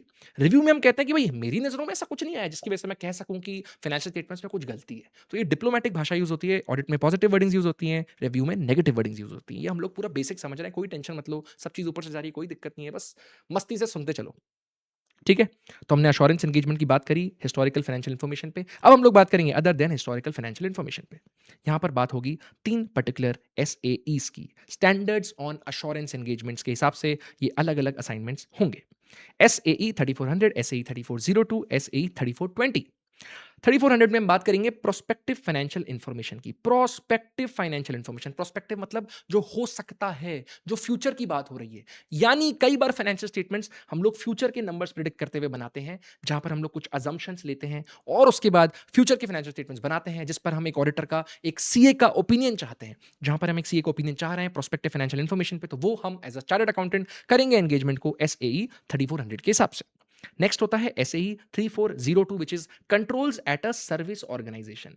अब एक थोड़ा स्ट्रक्चर समझना आप ध्यान से, ठीक है? आप कोई कंपनी हो, कंपनी सोचती है कि भाई मैं ना सारा दिमाग मेरा मेन काम पे लगाऊंगा, गुड्स एंड सर्विसेज में लगाऊंगा, यार ये जो एंसिलरी काम होता है ना, ये सब मैं आउटसोर्स कर दूंगा। तो वो कंपनी सोचती है कि जो भी एचआर का, ह्यूमन रिसोर्स का, पेरोल वगैरह का काम है ना, जहाँ पे एम्प्लॉइज की सैलरी वगैरह कैलकुलेट होती है, कौन सा एम्प्लॉय आया गया, किसका कितना पीएफ कटना है, किसका बोनस है, ये सब कैलकुलेशन ना हमसे नहीं करनी। हम ये काम आउटसोर्स करके रख देंगे किसी और एंटिटी को। हमको मुद्दे पे दिमाग लगाना है, हमको बिजनेस में दिमाग लगाना है, ये सब छोटी मोटी चीजें किसी और कंपनी को आउटसोर्स कर देंगे। अब कोई और कंपनी इस पर्टिकुलर कंपनी के लिए सारा काम करती है पेरोल का। अब ये जो कंपनी जब फाइनेंशियल स्टेटमेंट्स बनाती है अपने, तो इस फाइनेंशियल स्टेटमेंट्स में वो पीएनएल के अंदर एक एक्सपेंस अमाउंट में लिखते होंगे पेरोल एक्सपेंसेस। वो पेरोल एक्सपेंसेस कौन देता होगा इस कंपनी को? ये जो दूसरी सर्विस ऑर्गेनाइजेशन है, जिसको आउटसोर्स कर रखा है आपने ये काम, वो कंपनी नंबर देती होगी। तो ये नंबर कहां से आ रहा है? ये नंबर आ रहा है इस वाली कंपनी से, दूसरी वाली कंपनी से। तो यहां पर क्या होता है, जब हम लोग इस कंपनी की ऑडिट कर रहे हैं, इस कंपनी की नहीं, जब हम इस कंपनी की ऑडिट कर रहे हैं, तो ध्यान से सुनना, इस कंपनी की ऑडिट जब हम करेंगे, तो हम लोग देखेंगे भाई ये जो एक्सपेंस का अमाउंट है, पेरोल एक्सपेंसेस का, एम्प्लॉइज एक्सपेंसेस का, इस अमाउंट का क्या जस्टिफिकेशन है। तो ये वाली कंपनी क्या बोलेगी? ये वाली कंपनी बोलेगी भाई ये काम तो हमने आउटसोर्स कर रखा है, आप उनसे पूछो। तो अब वो कंपनी बोलेगी भाई आप तो इस कंपनी के ऑडिटर हो, तो आप हमारा काम कैसे देख रहे हो, हम आपको दिखाएंगे नहीं। तो कोई बात नहीं, इसलिए एक पूरा स्ट्रक्चर बनाया होता है, जहां पर हम अगर इस कंपनी के ऑडिटर हैं, तो हम लोग किसी और ऑडिटर से रिक्वेस्ट करते हैं, किसी सर्विस ऑडिटर से रिक्वेस्ट करते हैं कि आप ये जो दूसरी एंटिटी है ना, जिसको आउटसोर्स किया हुआ है काम, यहाँ के आप कंट्रोल्स जो हैं उनको चेक करके आओ। उनका सिस्टम देखो कि भाई वो जो नंबर है वो बराबर से कैलकुलेट हो रहा है कि नहीं हो रहा। क्योंकि ये वाली एंटिटी के ऑडिट प्रोसीजर्स तो हम सारे देख लेंगे, इस एंटिटी में सब कुछ सिस्टम बराबर है कि नहीं, उसके लिए हम लोग कंट्रोल्स एट सर्विस ऑर्गेनाइजेशन पर अश्योरेंस लेना पसंद करते हैं, which is done as per SAE 3402, which is done by a service auditor in that service organisation. इसके बाद जो हम पढ़ेंगे वो है एसएई 3420 3420 में हम बात करेंगे compilation of pro forma financial information. यानी ये बात हो गई प्रोस्पेक्टस की, प्रो फॉर्मा फाइनेंशियल इन्फॉर्मेशन। यानी जब भी आपने सुना होगा, जब भी प्रोस्पेक्टस आना होता है, यानी किसी भी कंपनी को आईपीओ लाना होता है, तो उनको सेबी के साथ डीआरएचपी आरएचपी फाइल करना पड़ता है। जब आप डीआरएचपी फाइल करते हो, तो उस कंपनी में कुछ स्पेसिफिक रिक्वायरमेंट्स होती है सेबी की, जिनको आपको कंप्लाई करना पड़ता है। अब अक्सर क्या होता है ना, जो कंपनीज होती है जिनका आईपीओ आने वाला होता है ना, वो आईपीओ आने से जस्ट पहले ना अपने फाइनेंशियल स्टेटमेंट्स को एकदम बेस्ट वे में प्रेजेंट करना चाहते हैं। तो वो बहुत सारे अलग-अलग बड़े-बड़े इवेंट्स होते हैं उस कंपनी के अंदर, जब भी आपका आईपीओ आने वाला होता है। तो सेबी ने बहुत क्लियर बात बोली भाई कि ऐसे तो अगर आप रोज़ी इमेज दिखाओगे अपनी कंपनी की, जो इमीडिएटली आईपीओ हो उसके 1 दिन पहले कोई बड़ी कंपनी ने चीज़ें खरीद ली, एसेट बढ़ गए या बड़ा-सा कोई प्रोजेक्ट ले लिया, तो क्या इन्वेस्टर्स को तो ऐसा लगेगा कि भाई कंपनी तो बहुत खतरनाक है, जबकि ये काम तो अभी जस्ट 1-2 दिन पहले ही हुआ है। तो इसलिए आपको सेबी ने बोला है कि आप जब भी प्रोस्पेक्टस फाइल करो, उसके अंदर आपको बहुत सिंपल काम करना है। कोई भी आपका सिग्निफिकेंट इवेंट हुआ है या ट्रांज़ैक्शन हुआ है, उसको आपको ऐसे तरीके से प्रेज़ेंट करना है कि वो जो ट्रांज़ैक्शन इवेंट है, वो आपका 1 साल पहले हो गया। यानी आपके पिछले साल के जो फाइनेंशियल स्टेटमेंट्स हैं, अगर उसमें ही ये इवेंट हो चुका होता, तो आपके फाइनेंशियल स्टेटमेंट्स कैसे दिखते? तो उसके लिए हम लोगों को रीस्टेट करने पड़ते हैं अपने फाइनेंशियल स्टेटमेंट्स। हम लोग को एडजस्टमेंट्स डालने पड़ते हैं कि as if this event had occurred already before. तो हम लोग पिछले साल का पूरा फाइनेंशियल स्टेटमेंट वापस रीस्टेट करते हैं। तो उसी को हम कहते हैं compilation of pro forma financial information for the prospectus purpose done as per SE 3420। अगर नहीं समझ आया तो कोई बात नहीं, जब हम चैप्टर्स डेप्थ में पढ़ेंगे आपको सब कुछ समझ आ जाएगा। तो यहाँ से हमने बेसिकली समझा कि ये एंगेजमेंट जो होते हैं वो इतने इतने इतने इतने प्रकार के हो सकते हैं। बेसिकली अश्योरेंस एंगेजमेंट भी हो सकता है, नॉन अश्योरेंस भी हो सकता है, और अश्योरेंस हुआ तो हिस्टोरिकल पे भी हो सकता है, अदर देन हिस्टोरिकल पे भी हो सकता है, ऑडिट भी हो सकता है, रिव्यू भी हो सकता है। इन अलग अलग पर्टिकुलर सिचुएशन में अलग अलग अलग अलग असाइनमेंट हो सकते हैं। रिलेटेड सर्विसेज का असाइनमेंट होगा, नॉन अश्योरेंस का होगा, जिसमें हमने अलग से चीजें पढ़ी थी। तो इस तरीके से हमने पूरा का पूरा टाइप्स ऑफ एंगेजमेंट्स पढ़ लिया है। यहां पर आप लोगों को थोड़ा भी सी इंटरमीडिएट याद आ रहा होगा तो मैं बता देता हूं। हमने पढ़ा था SQC1। यहां पर तो ऐसे ही आ गए। अलग से एक SQC1 नाम का स्टैंडर्ड भी आपके कोर्स के अंदर है, which is standards on quality control. SQC1 जो है ना, वो सारे ही टाइप्स ऑफ एंगेजमेंट्स पे लगेगा। जितनी भी टाइप ऑफ एंगेजमेंट परफॉर्म करेगी ना एक सीए फर्म, उन सब पर उस सीए फर्म को SQC1 की पालना तो करनी है, जो कि हम आगे पढ़ने वाले हैं। अभी तक हम लोग को सिर्फ बेसिक समझते हुए चलना है कि अलग अलग टाइप के एंगेजमेंट्स होते हैं जो एक सीए फर्म के पास आते हैं, अलग अलग क्लाइंट्स आते हैं। उसके बाद वो सीए फर्म जो होती है वो अपनी एक टीम बनाती है, उस टीम को हेड करता है एक एंगेजमेंट पार्टनर, और जो एंगेजमेंट टीम के लोग होते हैं उनको हम कहते हैं engagement team members. That's it. हम लोगों ने एक पूरा स्ट्रक्चर समझ लिया। अब हम थोड़ा सा घुसेंगे डेप्थ में और समझेंगे भाई ऑडिट कैसे होती है। जी हाँ दोस्तों, तो अब हम जाएंगे और समझेंगे भाई ऑडिट क्या होती है, ऑडिट कैसे होती है, उसका पूरा ढांचा सुनते हुए चलो, बड़ा मजा आएगा। अब देखो, कोई भी कंपनी होती है ना, उसमें कौन कौन लोग इन्वेस्ट करते हैं? शेयर होल्डर्स इन्वेस्ट करते हैं। उसके अलावा क्या उस कंपनी में किसी और का इंटरेस्ट हो सकता है? बिल्कुल हो सकता है। गवर्नमेंट का इंटरेस्ट हो सकता है। क्यों? क्योंकि गवर्नमेंट को टैक्स चाहिए होता है। जब गवर्नमेंट को टैक्स चाहिए तो टैक्स का नंबर कहां से आएगा? वो गवर्नमेंट इस कंपनी के फाइनेंशियल स्टेटमेंट्स उठाएगी, देखेगी कि भाई कितना प्रॉफिट है। अगर प्रॉफिट है तो उस हिसाब से वो टैक्स काउंट करके आपसे टैक्स मांगेगी गवर्नमेंट। ठीक है। उसके अलावा बैंक्स हो सकते हैं। इस कंपनी को लोन की जरूरत होगी तो लोन के लिए वो कंपनी बैंक के पास जाएगी। बैंक आते ही आपको सबसे पहले क्या बोलेगा? भाई आपके फाइनेंशियल स्टेटमेंट्स दिखाओ, आपके फाइनेंशियल पोजीशन बताओ। तो फाइनेंशियल स्टेटमेंट वापस मांगेगी वो बैंक, क्योंकि बैंक को लोन देना होता है। यानी इस एंटिटी में आप देखोगे ना, तो बहुत लोगों को इंटरेस्ट हो सकता है। इसके अलावा भी नॉर्मल पब्लिक को भी इंटरेस्ट हो सकता है, इंप्लॉइज को भी इंटरेस्ट हो सकता है। वो सोचेंगे भाई कंपनी बराबर चल रही है कि नहीं चल रही, इस कंपनी में कंटिन्यू करना है कि नहीं करना। तो बहुत सारे लोग इंटरेस्टेड होते हैं कंपनी के अंदर। हम लोग बेसिक बात समझेंगे कि जो शेयर होल्डर्स होते हैं वो इन्वेस्ट करते हैं एक कंपनी के अंदर, क्योंकि उनको कहीं ना कहीं इंटरेस्ट होता है। ये यूजर्स होते हैं इस कंपनी के फाइनेंशियल स्टेटमेंट्स के। ठीक है, यूजर्स होते हैं। ये यूजर्स क्यों होते हैं? बिकॉज इनको मतलब है इस कंपनी से, इंटरेस्ट है, इनके डिसीजंस लेने हैं इनको इस कंपनी के फाइनेंशियल स्टेटमेंट्स को देखकर। यानी ये कंपनी जो है ये फाइनेंशियल स्टेटमेंट्स बनाएगी। फाइनेंशियल स्टेटमेंट्स क्या होते हैं? बैलेंस शीट हो गया, पीएनएल हो गया, नोट्स टू अकाउंट्स हो गए, changes in statement of changes in equity हो गया, कैश फ्लो स्टेटमेंट हो गया। तो इस तरीके से सारी चीजें जो गई आपके फाइनेंशियल स्टेटमेंट्स का पार्ट हो गए। तो ये कंपनी फाइनेंशियल स्टेटमेंट्स बनाएगी। इस कंपनी के फाइनेंशियल स्टेटमेंट्स कौन बनाएगा? उस कंपनी के एम्प्लॉइज बनाएंगे। यानी इसकी रिस्पॉन्सिबिलिटी किसके हाथ में होगी? इसकी रिस्पॉन्सिबिलिटी होगी इस कंपनी के मैनेजमेंट के हाथ में। यानी फाइनेंशियल स्टेटमेंट्स की प्रिपरेशन की रिस्पॉन्सिबिलिटी है मैनेजमेंट के हाथ में, इस कंपनी के। मैनेजमेंट मतलब कौन लोग आ गए मैनेजमेंट में? जो भी आपके सीनियर मैनेजर्स हो गए, नॉर्मल मैनेजर्स हो गए, एसोसिएट्स हो गए, in fact CFO of the company जो होता है, चीफ फाइनेंशियल ऑफिसर, हर जने की रिस्पॉन्सिबिलिटी होगी। These are all a part of management when it comes to financial statements. यहां पर मैनेजमेंट से ऊपर भी इनका पप्पा होता है, उसको हम कहते हैं TCWG, those charge with governance. इनका काम ही गवर्नेंस का है, स्ट्रेटेजिक डायरेक्शन का है। यानी इनके ऊपर कुछ लोग बैठे होते हैं, ऑडिट कमिटी बैठी होती है, बोर्ड बैठा होता है कि अगर तुम कुछ गलती करोगे तो इनके ऊपर एक और बड़े लोग बैठे हैं TCWG, जो उनको सुधारेगा। यानी अल्टीमेट रिस्पॉन्सिबिलिटी जो होगी फाइनेंशियल स्टेटमेंट्स की प्रिपरेशन की, प्रेजेंटेशन की, और पूरी की बराबर से फाइनेंशियल स्टेटमेंट्स बने हैं कि नहीं बने, उसकी रिस्पॉन्सिबिलिटी होगी मैनेजमेंट की और TCWG की। अब यहां से एक इंपॉर्टेंट बात क्या है? ये फाइनेंशियल स्टेटमेंट जो हैं वो मैनिपुलेट भी तो हो सकते हैं। जानबूझ के जो मैनेजमेंट है वो जानबूझ के जो आपका मैनेजमेंट है कंपनी का, वो फाइनेंशियल स्टेटमेंट्स के जो प्रॉफिट्स हैं उनको बढ़ावा दिखा सकता है। वो जो हमने बात करी ना डेटर्स की, डाउटफुल डेट्स की, प्रोविजन फॉर डाउटफुल डेट्स की, उसके अंदर जानबूझ के वो कम प्रोविजन करेंगे। कम प्रोविजन करेंगे तो एक्सपेंस में कम प्रोविजन, यानी कम एक्सपेंस डेबिट होंगे, कम प्रोविजन का अमाउंट जो होगा वो कम डेबिट होगा, यानी प्रॉफिट बढ़ेगा। तो मैनेजमेंट चाहेगी कि ज्यादा प्रॉफिट दिखे, बिकॉज ज्यादा प्रॉफिट दिखेगा तो उनको बोनस मिल सकता है। क्या पता उस कंपनी की पॉलिसी हो कि ज्यादा कमाएगी कंपनी तो आपको इंसेंटिव्स मिल सकते हैं। तो कहीं ना कहीं एक प्रॉब्लम होती है मैनिपुलेशन की, मैनिपुलेट कर सकते हैं मैनेजमेंट और TCWG फाइनेंशियल स्टेटमेंट्स को। और क्योंकि ये मैनिपुलेट कर सकते हैं फाइनेंशियल स्टेटमेंट्स को, इसलिए ऑडिटर का रोल हमारा जिंदा हो जाता है। अब ये मैनिपुलेट करेंगे तो कैसे करेंगे, वो ध्यान से सुनो। ये जो फाइनेंशियल स्टेटमेंट्स है मैनेजमेंट और TCWG जो बनाता है, ये बनाता है financial statements financial reporting framework के हिसाब से। Now what is this financial reporting framework? अभी हमने समझा था जो भी ढांचा है, जो भी गाइडलाइन है जिसके हिसाब से फाइनेंशियल स्टेटमेंट्स बनाए जाएंगे, प्रेजेंट किए जाएंगे, प्रिपेयर किए जाएंगे, उसको हम कहते हैं फाइनेंशियल रिपोर्टिंग फ्रेमवर्क। और अलग अलग एंटिटीज पे अलग अलग फ्रेमवर्क हो सकता है, तो इसी को हम कहते हैं एप्लीकेबल फाइनेंशियल रिपोर्टिंग फ्रेमवर्क, जिसको प्यार से हम कहते हैं AFRF। AFRF पूरी ऑडिट में बार बार इसी शब्द का इस्तेमाल सुनोगे आप, applicable financial reporting framework, which means guidelines based on which financial statements are prepared. अब ये कौन सी गाइडलाइंस है सर? क्या पता आपको एएस इंडेस का कंप्लायंस करना पड़ता होगा कंपनी को, तो उसके हिसाब से आपको शेड्यूल 3 की प्रेजेंटेशन करनी पड़ती हो फाइनेंशियल स्टेटमेंट्स की। या फिर ऐसा हो सकता है कि आप एक बैंक हो, बैंक को प्रिस्क्राइब्ड फॉर्मेट मिलता है आरबीआई का, तो आरबीआई आपको बताता है कि आपको इस फ्रेमवर्क के हिसाब से पूरे फाइनेंशियल स्टेटमेंट्स बनाने हैं। तो अलग अलग एंटिटी पे अलग अलग रिपोर्टिंग फ्रेमवर्क्स लगते हैं, फाइनेंशियल रिपोर्टिंग फ्रेमवर्क्स, जिसके हिसाब से फाइनेंशियल स्टेटमेंट्स बनाए जाते हैं उस एंटिटी के, उसी को हम कहते हैं applicable financial reporting framework AFRF। और इस फाइनेंशियल स्टेटमेंट्स में क्योंकि मैनिपुलेशन हो सकते हैं, हमने समझा कि भाई ऑडिटर का रोल आ जाता है, हम एज ए ऑडिटर आते हैं और हम लोगों को इंडिपेंडेंट होना बहुत जरूरी है। यहाँ पर इंडिपेंडेंट होना क्यों जरूरी है हमारे को?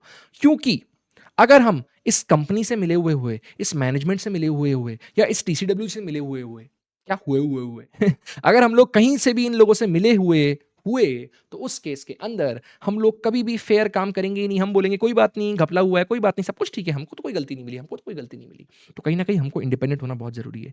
और इसके अलावा हमको यहां से भी इंडिपेंडेंट होना बहुत जरूरी है, इन लोगों से भी इंडिपेंडेंट होना बहुत जरूरी है। क्यों? क्योंकि अगर हम लोग कंपनी के शेयर होल्डर हुए तो हम तो चाहेंगे ना प्रॉफिट बढ़े हुए दिखे। अब वो गलत दिखा रखी हो कंपनी, तो भी हम बोलेंगे कोई बात नहीं, सब कुछ ठीक था, हमारे हिसाब से सब कुछ ठीक था, क्योंकि बढ़े हुए प्रॉफिट्स मतलब एज अ शेयर होल्डर हमारी कमाई बढ़ गई। इसी की बात बोली गई है कि जो ऑडिटर है वो कंप्लीटली इंडिपेंडेंट होना चाहिए, और वो ऑडिटर अपनी रिपोर्ट देगा कि जो फाइनेंशियल स्टेटमेंट्स हैं वो प्रॉपरली बने हैं कि नहीं बने। अब इसका टेक्निकल टर्म जो है वो आगे समझेंगे, पर बेसिकली एज अ ऑडिटर हमको बताना है कि फाइनेंशियल स्टेटमेंट्स मैनेजमेंट ने और टीसीडब्ल्यूजी ने बराबर से बनाए हैं कि नहीं बनाए। वो अपनी रिपोर्ट के अंदर बेसिकली एक ओपिनियन देगा कि मेरे हिसाब से फाइनेंशियल स्टेटमेंट्स कितने सही हैं, और अगर दिक्कतें हैं तो किन एरियाज में दिक्कत है, किन किन एरियाज पे आपको ध्यान करना चाहिए। तो पूरी रिपोर्ट में ओपिनियन आएगा मेनली। हमने ऑलरेडी पढ़ लिया कि भाई ऑडिटर जो है वो रीजनेबल अश्योरेंस ही दे पाएगा, वो एब्सोल्यूट अश्योरेंस नहीं दे सकता। और अगर वो रिव्यू होता है तो उस केस में moderate lower level of assurance होती है। पर क्योंकि ऑडिट हम लोग बहुत सारे प्रोसीजर्स करेंगे, तो हम लोग रीजनेबल अश्योरेंस देते हैं। रीजनेबल अश्योरेंस देते ही हम लोग इन लोगों का, जो शेयर होल्डर्स हैं, जो कंपनी के लोग इंटरेस्टेड हैं जिस कंपनी के अंदर, उनका कॉन्फिडेंस बढ़ा देते हैं। ठीक है, तो यही बात बोली गई है कि हम लोग रीजनेबल अश्योरेंस देते हैं एज एन ऑडिटर, इंडिपेंडेंट होकर, जहां पर हम हमारी रिपोर्ट में ओपिनियन देंगे। अब जो हमने यहां पर एक टर्म समझा था, applicable financial reporting framework AFRF, इसको थोड़ा और डेप्थ में समझते हैं क्योंकि इसमें और मसाला हो सकता है। ठीक है, यहां हम लोग आ गए, हम समझेंगे यहाँ पे what is applicable financial reporting framework. अभी तक तो आप जान चुके हो, it is any financial reporting framework, any guideline which is adopted by the management और the TCWG, which helps in the preparation and the presentation of financial statements, which is acceptable to the management or TCWG depending on these three things। Entity का nature क्या है, entity के objectives क्या हैं, या फिर entity के laws and regulation जो उस एंटिटी पे लगते हैं वो कुछ स्पेसिफिक बात करते हैं। तो उसके हिसाब से आपका जो भी प्रेजेंटेशन और प्रिपरेशन का फ्रेमवर्क बनेगा उसको हम कहते हैं एप्लीकेबल फाइनेंशियल रिपोर्टिंग फ्रेमवर्क। यहां पर इंपॉर्टेंट बात क्या है, जो भी AFRF है आपका, it determines the form and content of financial statements. पूरे उस फाइनेंशियल रिपोर्टिंग फ्रेमवर्क के हिसाब से ही फाइनेंशियल स्टेटमेंट्स बनाए गए होंगे, और उन्हीं फाइनेंशियल स्टेटमेंट्स की हम एज एन ऑडिटर ऑडिट करेंगे, तो उसी पर हम हमारा ओपिनियन देते हैं। अब आपको सुन लेना है कि भाई दो मेनली कौन से प्रकार के रिपोर्टिंग फ्रेमवर्क्स हो सकते हैं। एक हो सकता है फेयर प्रेजेंटेशन फ्रेमवर्क, और दूसरा हो सकता है कंप्लायंस फ्रेमवर्क। अब थोड़ा थोड़ा नाम से समझो। फेयर प्रेजेंटेशन फ्रेमवर्क मतलब फेयर प्रेजेंटेशन करने के लिए हम लोगों ने एफर्ट लगाए होंगे। फेयर हो सब कुछ, फेयर होने के लिए एफर्ट डालने पड़ते हैं लाइफ में। कंप्लायंस फ्रेमवर्क मतलब ठीक है ना यार, जो भी कंप्लायंस का काम है देख लो, लॉज एंड रेगुलेशन की बात होगी, जो भी है उनको देख लो बराबर, कंप्लायंस बराबर से हो रहा है कि नहीं हो रहा वो देख लो। फेयर प्रेजेंटेशन मतलब एफर्ट लग रहा है, कंप्लायंस में मतलब ठीक है जो भी काम है कंप्लायंस कर पूरा के नक्की करो। ये आपको बेसिक समझने के लिए जरूरी है। अब हम लोग समझेंगे भाई what is this fair presentation framework. Fair presentation framework का पहले एग्जांपल समझ लो आप। सपोज करो इंडेस, IFRS, schedule 3 of the companies act, जिसके हिसाब से हम पूरे फाइनेंशियल स्टेटमेंट्स प्रेजेंट करते हैं, तो इन्हीं को हम कहते हैं आपके फेयर प्रेजेंटेशन फ्रेमवर्क। क्यों इनको हम कहते हैं फेयर प्रेजेंटेशन फ्रेमवर्क? जब भी आप ध्यान से शेड्यूल 3 पढ़ोगे ना, तो आपको वहां पर दिखेगा शेड्यूल 3 की लैंग्वेज में लिखा हुआ है, these are the minimum requirements of disclosures, these are the minimum requirements which are to be presented in a financial statements। minimum requirements मतलब इससे ज्यादा हो सकती है, मिनिमम इतना तो करना ही है। तो वही बात बोली गई है फेयर प्रेजेंटेशन के अंदर, it requires compliance with the framework, यानी आपको फ्रेमवर्क से कंप्लायंस तो करनी ही है, उसके अलावा आपको यह बात और एक्नॉलेज करनी है मैनेजमेंट कि आपको एडिशनल डिस्क्लोजर देने पड़ सकते हैं beyond which is required. Requirements में नहीं लिखा तो भी आपको एक्नॉलेज करना पड़ेगा आपको, उसके अलावा भी एडिशनल डिस्क्लोजर्स देने पड़ेंगे और कुछ वर्स्ट सिचुएशंस में, कुछ बहुत रेयर सिचुएशन के अंदर आपको डिपार्ट भी करना पड़ सकता है रिक्वायरमेंट से। आपको रिक्वायरमेंट्स में लिखी हुई बातों से अलावा कुछ डिफरेंट करके, कुछ पालना ना करके अपने फाइनेंशियल स्टेटमेंट्स बनाने पड़ सकते हैं, but that's a very rare situation. यानी बात सिंपली बात बोली गई है कि जो कंप्लायंस करना है वो तो करना ही है। उसके अलावा कई बार कंप्लायंस से हटकर भी कुछ एडिशनल डिस्क्लोजर आपको देने पड़ सकते हैं। जब भी आप रिलायंस का या कोई बड़ी कंपनी की फाइनेंशियल स्टेटमेंट्स उठाओगे, कोई एनुअल रिपोर्ट जाके पढ़ना, तो आपको देखेंगे दुनिया भर के डिस्क्लोजर है उसके अंदर। तो क्या वो सारी बातें शेड्यूल 3 में दे रखी हैं कि भाई इस तरीके से सारे पॉइंट्स पे डिस्क्लोजर होना चाहिए? जी नहीं। कई बार ताकि हम लोगों को एक क्लैरिटी से, एक ट्रांसपेरेंट, एक जेन्युइन इमेज मिले उस कंपनी की, तो उस कंपनी को सब कुछ बताना पड़ता है, बहुत गहराई में जा जाके अपनी कंपनी में क्या क्या चीज़ें चल रही हैं, for a true and fair view for the audience, for the users of the financial statements. इसीलिए यही बात लिखी गई है, वो जो सारे फाइनेंशियल स्टेटमेंट्स हैं बड़ी बड़ी कंपनियों के, वो फेयर प्रेजेंटेशन फ्रेमवर्क के हिसाब से बने होते हैं, जहाँ पर आपको कंप्लायंस तो करनी ही पड़ती है फ्रेमवर्क की, उसके अलावा आपको मैनेजमेंट को एक्नॉलेज करना पड़ता है कि हम लोग एडिशनल डिस्क्लोजर भी देंगे, और कभी वर्स्ट सिचुएशन हुई तो हमको डिपार्ट करेंगे हम लोग कुछ स्पेसिफिक स्पेसिफिक रिक्वायरमेंट से। यहाँ पर जो आपका ओपिनियन होगा ना एज़ एन ऑडिटर, जब मैं ऑडिट करूँगा ऐसे एंटिटी को जिसका जो फाइनेंशियल स्टेटमेंट्स है वो फेयर प्रेजेंटेशन फ्रेमवर्क के हिसाब से बना होगा, तब मैं उस फाइनेंशियल स्टेटमेंट से वर्डिंग लिखूँगा हमारी, that the financial statements give a true and fair view, या फिर हम लोग लिख सकते हैं that they are presented fairly as per applicable financial reporting framework. वहीं पर जो कंप्लायंस फ्रेमवर्क है, बहुत सूखी-सूखी बात भाई, कंप्लायंस फ्रेमवर्क एफर्ट ही नहीं डालना, सिर्फ जो भी कंप्लायंस है वो कर दो। Requires only compliance with the framework. जो भी कंप्लायंस दे रखी है, फ्रेमवर्क की बात करिए, उसको कंप्लाई करते हुए देख लो, मस्त हो जाओ। कोई एक्स्ट्रा काम नहीं कर रहा उस मैनेजमेंट को, टीसीडब्ल्यूजी को। तो यानी इसका एग्जांपल क्या हुआ? कोई प्रिस्क्राइब्ड फॉर्मेट होता है आरबीआई का with regards bank and NBFC. तो देख लो कि भाई जो फॉर्मेट है वो पूरा बन रहा है कि नहीं बन रहा, उसके हिसाब से सारा चीजें बता दो। कोऑपरेटिव सोसाइटीज के लिए अलग से कोऑपरेटिव सोसाइटी एक्ट होता है जिसमें अलग से बातें लिख रखी है, तो उसका फ्रेमवर्क जो हो गया उसमें भी इतनी सी बात बोली कि भाई इसकी पूरी पालना कर दो। तो ये हो गए कंप्लायंस फ्रेमवर्क्स और ये हो गए फेयर प्रेजेंटेशन फ्रेमवर्क्स। जो कंप्लायंस फ्रेमवर्क है, क्योंकि इसमें लेस एफर्ट डाला है, तो हम लोग वर्डिंग भी थोड़ी सी लेस एफर्ट वाली लिखेंगे। हम लोग सिर्फ लिखेंगे financial statements are prepared in all material respects. ठीक है, जो भी मटेरियल रिस्पेक्ट है इस फ्रेमवर्क का, उसके हिसाब से प्रिपेयर हुए हैं। यहाँ पर तो हम लिखते हैं कि the financial statements give a true and fair view, they are presented fairly. दोस्तों इधर हम लोगों ने एफर्ट वाले शब्द लिखे, यहाँ पे क्योंकि एफर्ट ही नहीं लग रहे हैं तो हम लोग लिख देंगे as an auditor financial statements are prepared in all material respects as per applicable financial reporting framework. एक बात ध्यान रखना, जो फ्रेमवर्क्स की बात हुई ना, इन फ्रेमवर्क्स की मेनली कंप्लायंस करनी पड़ती है मैनेजमेंट को। हम तो सिर्फ एज एन ऑडिटर चेक करते हैं कि सब कुछ फ्रेमवर्क के हिसाब से बना है कि नहीं बना, और उस पर हम लोग हमारा ओपिनियन दे देते हैं। ठीक है दोस्तों, हम लोग समझ चुके हैं। अब हम थोड़ा और डीप डाइव करेंगे सिलेबस के अंदर, कोर्स के अंदर। जी हाँ, तो अभी तक हम लोगों ने पढ़ लिया कि बेसिकली ऑडिट का स्ट्रक्चर क्या है, क्यों एक ऑडिटर की जरूरत पड़ी। अब हमने देखा कि भाई फाइनेंशियल स्टेटमेंट्स जो हैं वो बनते हैं एएफआरएफ के हिसाब से। तो एज एन ऑडिटर हमारा काम क्या है? देखना कि फाइनेंशियल स्टेटमेंट्स एएफआरएफ के हिसाब से बने कि नहीं बने। पर अगर कोई डिफरेंस है, जो भी फाइनेंशियल स्टेटमेंट्स बना है और जो एएफआरएफ बात बोलता है, यानी एप्लीकेबल फाइनेंशियल रिपोर्टिंग फ्रेमवर्क जो बात बोलता है, और फाइनेंशियल स्टेटमेंट्स में कोई डिफरेंस है, यानी फाइनेंशियल स्टेटमेंट्स इसके हिसाब से नहीं बने हैं, तो उस केस में हम लोगों को तहकीकात करनी पड़ेगी, घुसना पड़ेगा, देखना पड़ेगा। वहीं तो मजा है। अगर सब कुछ बराबर बना दोगे तो ठीक है ना, हमारा मजा ही नहीं है। जब कोई डिफरेंस हुआ तो मजा हमको आएगा एज ऑडिटर। और ये डिफरेंस क्यों हो सकता है? ये डिफरेंस हो सकता है बिकॉज ऑफ फ्रॉड या फिर एरर। फ्रॉड होना मतलब किसी कंपनी के एम्प्लॉय ने या मैनेजमेंट ने या टीसीडब्ल्यूजी ने जानबूझकर इंटेंशनली कुछ गलती करी है। कुछ उनका काम का, उनका फेवरेबल काम होगा, उनको कुछ लोन चाहिए होगा, या फिर उनको प्रॉफिट कम ज्यादा करने होंगे, जो भी उनकी मंशा होगी, अंदर कुछ घोटाला हुआ होगा, तो फ्रॉड का चक्कर में डिफरेंस आ सकता है। या फिर कई बार कुछ जेन्युइन गलतियां होती है यार, सब इंसान काम कर रहे हैं, अनइंटेंशनली कुछ गलती हो जाए तो उसको एरर कहते हैं। यानी डिफरेंस पैदा हो सकता है फाइनेंशियल स्टेटमेंट्स के बने हुए में और जो एएफआरएफ ने जो भी इस तरीके से बनाने के लिए बोला था उसके अंदर। इस डिफरेंस को ऑडिट की भाषा में हम कहते हैं मिसस्टेटमेंट्स। ये मिसस्टेटमेंट्स हो सकते हैं आपके A C P D. What is this? A for amount, C for classification, P for presentation and D for disclosure. ACPD में आपके मिस स्टेटमेंट्स हो सकते हैं किसी भी एंटिटी के। अमाउंट में होना मतलब या तो जो अमाउंट एक्चुअल में रिक्वायर्ड होगा, जो एएफआरएफ के हिसाब से आना चाहिए, उससे कुछ कम या ज्यादा होगा। ओवर वैल्यूएशन हो सकता है या अंडर वैल्यूएशन हो सकता है किसी भी अकाउंट के अंदर, अमाउंट के अंदर। या फिर क्लासिफिकेशन इशू होगा, यानी कुछ एक्सपेंस आइटम होगा जिसको हम लोगों ने कैपिटलाइज कर दिया होगा, या कुछ कैपिटलाइजेशन वाला आइटम होगा जिसको हमने एक्सपेंस आउट कर दिया होगा। सर ये क्या बातें होती हैं सर, लोग बोलते हैं हमें समझ नहीं आती। बहुत सिंपल एग्जांपल से समझो दोस्तों। सपोज एक कंपनी की बिल्डिंग बन रही थी, तो उस बिल्डिंग में हम लोग को रोजाना जो लेबरर्स काम कर रहे थे उनको वेजेस देनी पड़ती थी। तो बताओ ये जो वेजेस हम इस बिल्डिंग के एम्प्लॉयज को दे रहे हैं, तो इस वेजेस को हम लोग पीएनएल के अंदर एक्सपेंस की तरह दिखाएंगे, या फिर बैलेंस शीट में उस बिल्डिंग के वर्क इन प्रोग्रेस में हम लोग बिल्डिंग की वैल्यू में ऐड करेंगे उस अमाउंट को? बताओ बताओ दोस्तों? क्योंकि ये बिल्डिंग का काम चल रहा है जो कि हमारा कैपिटल एसेट है, तो उस पर किया हुआ जो भी खर्चा है, वो हमको आइडियली कैपिटलाइज़ करना चाहिए और इसकी जो डेप्थ में निटी-ग्रिटीज़ है, वो हम एफआर में पढ़ते हैं, पर ऊपर-ऊपर से समझो कि भाई कोई ऐसी चीज़ है जो कैपिटलाइज़ करनी चाहिए, तो उसे कैपिटलाइज़ करो या उसे एक्सपेंस आउट करो अकॉर्डिंगली, तो ये हम क्लासिफिकेशन में मिसस्टेटमेंट होने की चांस हो सकती है। इसके बाद आता है प्रेज़ेंटेशन की बात। प्रेजेंटेशन हम लोग को बोला गया है शेड्यूल 3 के हिसाब से करो, जहाँ पे भाई पूरा ऑर्डर दिया होता है, इस तरीके से करो, उस तरीके से करो। तो ये सारी बातें करी गई है प्रेजेंटेशन के अंदर। प्रेजेंटेशन में कुछ गलतियाँ हो सकती हैं, डिफरेंसेस हो सकते हैं, मिसस्टेटमेंट्स हो सकते हैं। एंड फाइनली जो आपका डी है वो है डिस्क्लोजर। डिस्क्लोजर में फॉर एग्जांपल इंड एएस 24 बोलता है आपको रिलेटेड पार्टी का डिस्क्लोजर देना होता है और अगर उस एंटिटी ने रिलेटेड पार्टी का कोई डिस्क्लोजर नहीं दिया है, तो हम कह सकते हैं कि जो डिस्क्लोजर है उसके अंदर मिसस्टेटमेंट है। तो इस तरीके से हमने पढ़ लिए हैं कि भाई मिसस्टेटमेंट किन-किन एरियाज़ में हो सकते हैं, ए, सी, पी, डी में अंदर। अब मैं आपको एक बात पूछता हूँ, आप कोई एंटिटी की ऑडिट करने गए, उस एंटिटी में आपको मिसस्टेटमेंट मिला 1 करोड़ का, 1 करोड़ का मिसस्टेटमेंट मिला है, तो बताओ क्या ये मिसस्टेटमेंट आपके लिए सिग्निफिकेंट है कि नहीं? क्या आपका सारा टेंशन चला जाएगा इस मिसस्टेटमेंट पे? तो आपका क्या जवाब होगा?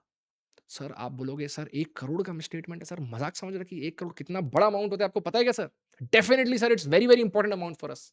मैं कहता हूँ दोस्तों, आप जिस कंपनी की ऑडिट कर रहे थे, वो कंपनी थी रिलायंस की, जिसके बैलेंस शीट का टोटल था लाखों करोड़ों में। जहाँ पे एक-एक अमाउंट जो आप चेक करते हो, हर बैलेंस शीट का आइटम, हर पीएनएल का आइटम 100 करोड़, 500 करोड़, 5000 करोड़, 10,000 करोड़ के अमाउंट्स थे। उसमें मामूली 1 करोड़ का आपको मिसस्टेटमेंट मिला है। तो क्या ये मिसस्टेटमेंट आपका as a user, as an auditor आपका अटेंशन लेके जाएगा? या फिर अगर आप उस एंटिटी के यूज़र हुए, जिनको फ़र्क पड़ता है, आप गवर्नमेंट हुए कि फॉर एग्ज़ाम्पल आप एम्प्लॉइज़ हुए कि आप शेयर होल्डर हुए, तो आपको लग रहा है कि भाई 1 करोड़ का घपला था उस कंपनी में जिसकी बैलेंस शीट का टोटल ही 2, 3, 20, 30, 40 लाख करोड़ का है। तो आपको लगेगा भाई क्या चिंदी अमाउंट है, जाने दो यार, बहुत बड़ी चीज़ें हैं। बचे हुए जो इतने सारे फिगर्स हैं वो तो बराबर है ना, 1 करोड़ तो बहुत मामूली है रिलायंस के लिए यार, तो जाने दो इन चीज़ों को। और वहीं मैं आपको एक दूसरी सिचुएशन दूँ जहाँ पर मैं आपको बोलूँ, एक कंपनी जिसका आप ऑडिट करने गए थे, जिसका टर्नओवर ही 2 करोड़ का है और उसमें से 1 करोड़ का आपको मिसस्टेटमेंट मिल गया। तो यहाँ पर तो क्या पूरी कंपनी का पूरा ही रुख ही बदल गया। भाई मिसस्टेटमेंट है तो बहुत इंपॉर्टेंट हो गया है मिसस्टेटमेंट हमारे लिए। क्यों? क्योंकि पूरी कंपनी का टोटल अमाउंट ही 2 करोड़ का है। तो अगर हमको कोई भी उस कंपनी के बारे में डिसीजन लेना है और आपको दिखेगा भाई 1 करोड़ का बड़ा अमाउंट का फ्रॉड दिख रहा है आपको या मिसस्टेटमेंट दिख रहा है आपको, तो आपका बहुत ध्यान जाएगा उस पर। आपको लगेगा कि भाई पूरा हमारा यूज़र का ओपिनियन, व्यू इन्फ्लुएंस कर दिया है। तो वही बात बोली गई है, जो आपका मिसस्टेटमेंट है, वो मटीरियल तभी माना जाएगा, यानी वो मटीरियल मिसस्टेटमेंट तभी माना जाएगा जब वो इन्फ्लुएंस करता हो decision of the user. User कौन हो सकते हैं? शेयर होल्डर हो सकते हैं, गवर्नमेंट हो सकती है, बैंक हो सकता है, पब्लिक हो सकती है, एम्प्लॉइज़ हो सकते हैं। तो जो भी यूज़र्स हैं उस फाइनेंशियल स्टेटमेंट्स के, उनके डिसीजन को इम्पैक्ट करे, ऐसा मोटा अमाउंट है, तो उस केस में तो हम कहेंगे मटीरियल मिसस्टेटमेंट है। या फिर रिलायंस जैसी कंपनीज़ है जिसके अंदर कि भाई बहुत बड़े-बड़े अमाउंट्स हैं, हम बोलेंगे जाने दे यार 1 करोड़ का ही तो अमाउंट है। सिंपल बात है, मटीरियल मिसस्टेटमेंट मतलब ऐसा अमाउंट जो इन्फ्लुएंस करता हो डिसीजन ऑफ द यूज़र। अब हम लोग थोड़ा डीप डाइव करते हैं और समझते हैं ऑडिट का क्या सिंपल प्रोसेस है। अब देखो यहाँ से ना थोड़ा हम लोग फंडामेंटल बिल्डिंग करें तो ध्यान आपको देना पड़ेगा। सबसे पहले क्या होता है? सबसे पहले सर प्रिलिमिनरी एक्टिविटीज़ होती हैं। प्रिलिमिनरी एक्टिविटीज़ मतलब हम लोग देखेंगे, हमको कोई क्लाइंट आएगा, बोलेगा कि भाई लो हमको आपसे ऑडिट करवानी है। तो हम लोग बेसिकली देखेंगे कि हमारी क्या इतनी औकात है, इतनी क्षमता है कि हम इसकी ऑडिट कर सकें। फिर हम लोग देखेंगे भाई क्लाइंट बराबर है कि नहीं। हम लोग एंगेजमेंट लेटर साइन करेंगे जहाँ पे हम लिखेंगे भाई इतनी फीस है, इतने टाइम में ऑडिट पूरी होगी, सारी चीज़ें, इतने लोग काम करेंगे। तो ये सारी प्रिलिमिनरी एक्टिविटीज़ होती हैं जहाँ पर हम स्क्रीनिंग करते हैं, समझते हैं भाई एंटिटी लेनी है कि नहीं लेनी। जब हम लोग एक बार फाइनली प्रिलिमिनरी एक्टिविटीज़ पूरी कर देते हैं, उसके बाद आता है next phase which is audit planning का फेज़, जहाँ पर हम बैठते हैं कि भाई ऑडिट तो हमने साइन कर लिया, ऑडिट तो करनी है। अब हम लोग प्लानिंग करते हैं, स्ट्रैटेजीज़ बनाते हैं कि भाई कितने रिसोर्सेज़ डालने हैं, किन-किन एरियाज़ पे मेहनत करनी पड़ेगी, क्या चैलेंजेज़ आने वाले हैं इस ऑडिट के अंदर। तो पूरी प्लानिंग होती है, स्ट्रैटेजी बनती है, ऑडिट का प्रोग्राम डेवलप होता है। एंड फाइनली हम लोग जाते हैं मेन मुद्दे पर, जो कि है ऑडिट प्रोसीजर्स का। तो हम अलग-अलग ऑडिट प्रोसीजर्स परफॉर्म करते हैं उसी एंटिटी के अंदर और ऑडिट प्रोसीजर परफॉर्म करके हम लोग पहुँचते हैं ऑडिट एविडेंस तक। अलग-अलग प्रोसीजर परफॉर्म करेंगे, एविडेंस मिलेगा और एविडेंस मिल जाएगा तो ही हम फाइनली जाकर रिपोर्ट कर पाएँगे और ओपिनियन दे पाएँगे कि भाई सब कुछ इस एंटिटी में बराबर था कि नहीं, सब कुछ ट्रू एंड फेयर था कि नहीं। अब यहाँ से हम डेप्थ में समझते हैं। आपको एक टर्म मिलेगा ऑडिट के अंदर जो हमने शुरुआत में बोला था इस लेक्चर के, NTE of audit procedure, nature, timing and extent of audit procedure. Audit procedure तो हम कर लेंगे, पर सोचो हर एंटिटी की नीड, डिमांड्स, लॉजिक्स, कॉम्प्लिकेशंस कितने अलग होंगे। तो हर एंटिटी का नेचर जो आपको प्रोसीजर परफॉर्म करना है, टाइमिंग जो आपको जिस टाइमिंग पे परफॉर्म करना है, कितने हद तक परफॉर्म करना है, वो डिपेंड कर सकता है। इसी की बात बार-बार होती है nature, timing and extent of audit procedures, NTE of audit procedures. Nature मतलब किस टाइप का ऑडिट प्रोसीजर परफॉर्म करना है आपको। आपको इंक्वायरी करनी है उस कंपनी के पर्टिकुलर कैप्शन के लिए कोई प्रोसीजर के नाम पर, या फिर आपको कोई कन्फर्मेशंस लेनी है, बैंक की कन्फर्मेशन लेनी है कि भाई डेटर की कन्फर्मेशन लेनी है। तो आपको कौन सा प्रोसीजर परफॉर्म करना है, इंक्वायरी करनी है कि कन्फर्मेशन करना है। तो अलग-अलग प्रोसीजर में डिसीजन लेना, यानी कौन सा nature of audit procedure perform करना है। नेक्स्ट हो सकता है टाइमिंग क्या है आपके ऑडिट प्रोसीजर की। आप लोग साल के बीच का इंटरिम कोई ऑडिट प्रोसीजर परफॉर्म करोगे या फिर आप ईयर एंड पे जाकर का ऑडिट प्रोसीजर परफॉर्म करोगे। आप ईयर एंड पे पूरे 12 महीने के डेटा को परफॉर्म करोगे या फिर इंटरिम में 3-3 महीने के डेटे पे परफॉर्म करते रहोगे।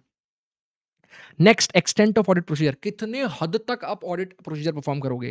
भाई अगर किसी एंटिटी के 10,000 ट्रांजैक्शन है तो किस इन 10,000 में से आप कितने ट्रांजैक्शन उठा के टेस्ट करने वाले हो, यानी आपका सैंपल साइज क्या होगा जिन पर आप ऑडिट प्रोसीजर्स परफॉर्म करने वाले हो। सैंपल साइज मतलब कि भाई 1000 अगर अलग अलग ट्रांजैक्शन है तो उनमें से कितने ट्रांजैक्शन आप उठाने वाले हो। आपका सैंपल का जो भी आप जिस पे ऑडिट करोगे प्रोसीजर्स परफॉर्म, उसका साइज क्या होगा। तो एक्सटेंट क्या है आपके ऑडिट प्रोसीजर की, वो हम लोग डिफाइन करते हैं। यानी ऑडिट प्रोसीजर के साथ हमेशा आपको वर्ड्स दिखेंगे, subjective words which is nature, timing and extent of audit procedure.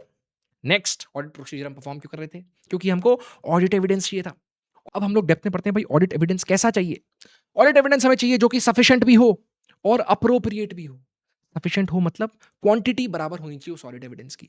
Appropriate हो मतलब क्वालिटी भी बराबर होनी चाहिए। यानी हमको पूरा वापस हम प्रोसेस पढ़ते हैं, हमने पहले प्रिलिमिनरी एक्टिविटीज करी, फिर हमने ऑडिट की प्लानिंग करी, फिर हमने उस पर अलग अलग प्रोसीजर्स परफॉर्म किए ताकि हमको ऑडिट एविडेंस मिल सके। कैसा ऑडिट एविडेंस, जो सफिशिएंट भी हो अप्रोप्रिएट भी हो। सफिशिएंट मतलब बराबर क्वांटिटी में होना चाहिए एविडेंस, और अप्रोप्रिएट मतलब क्वालिटी एविडेंस होना चाहिए भाई, जिसको देखकर बोल सके भाई ये हुई ना बात, क्या प्रोसीजर करके लाए हो, क्या एविडेंस लेकर आए हो। ठीक है। अब सर ये क्वांटिटी और क्वालिटी आपने जुबानी तो बोल दिया, थोड़ा सा समझाओ तो सही। सर बिल्कुल समझाते हैं। बहुत सिंपल सी बात समझो। अगर रिस्क ऑफ मटेरियल मिसस्टेटमेंट किसी भी कंपनी के अंदर ज्यादा हुआ, what is this risk of material misstatement.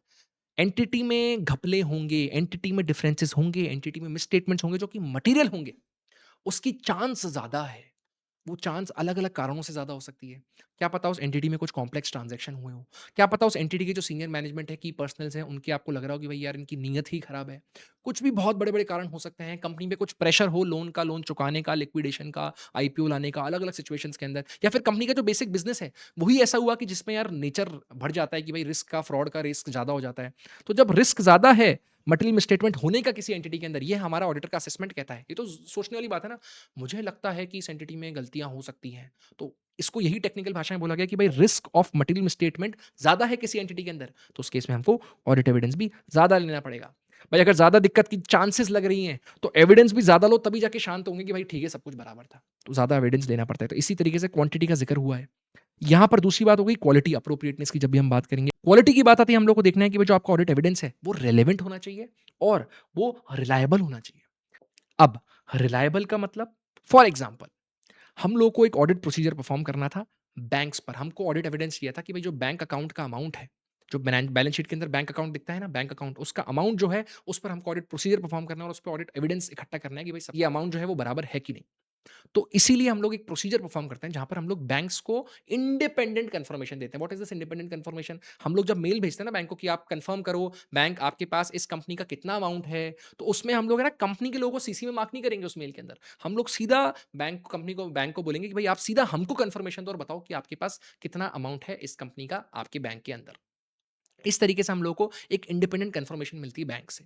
अब सोचो यहीं पर अगर हम लोग क्लाइंट को इन्वॉल्व करके बोलें, क्लाइंट आप देखो अपने बैंक को बोलो कि हमको कंफर्मेशन दे कि उनके पास कितना अमाउंट है। तो ये जो क्लाइंट और बैंक है इनकी यार थोड़ी बहुत मिली-भगत हो सकती है, थोड़ा भी क्लाइंट का इन्वॉल्वमेंट हो गया तो वो अपने हिसाब से चीज़ें घुमा सकता है। क्या पता उसने गलत अमाउंट दिखाया हो, बैंक ने कोई अलग गलत अमाउंट भेजा हो, तो वो क्या बैंक को बोल सकता है नहीं-नहीं आप अमाउंट चेंज कर दो, या फिर वो बैंक को बोल सकता है कि भाई आप है ना हमको भेजो, हम आपको आगे से भेज देंगे।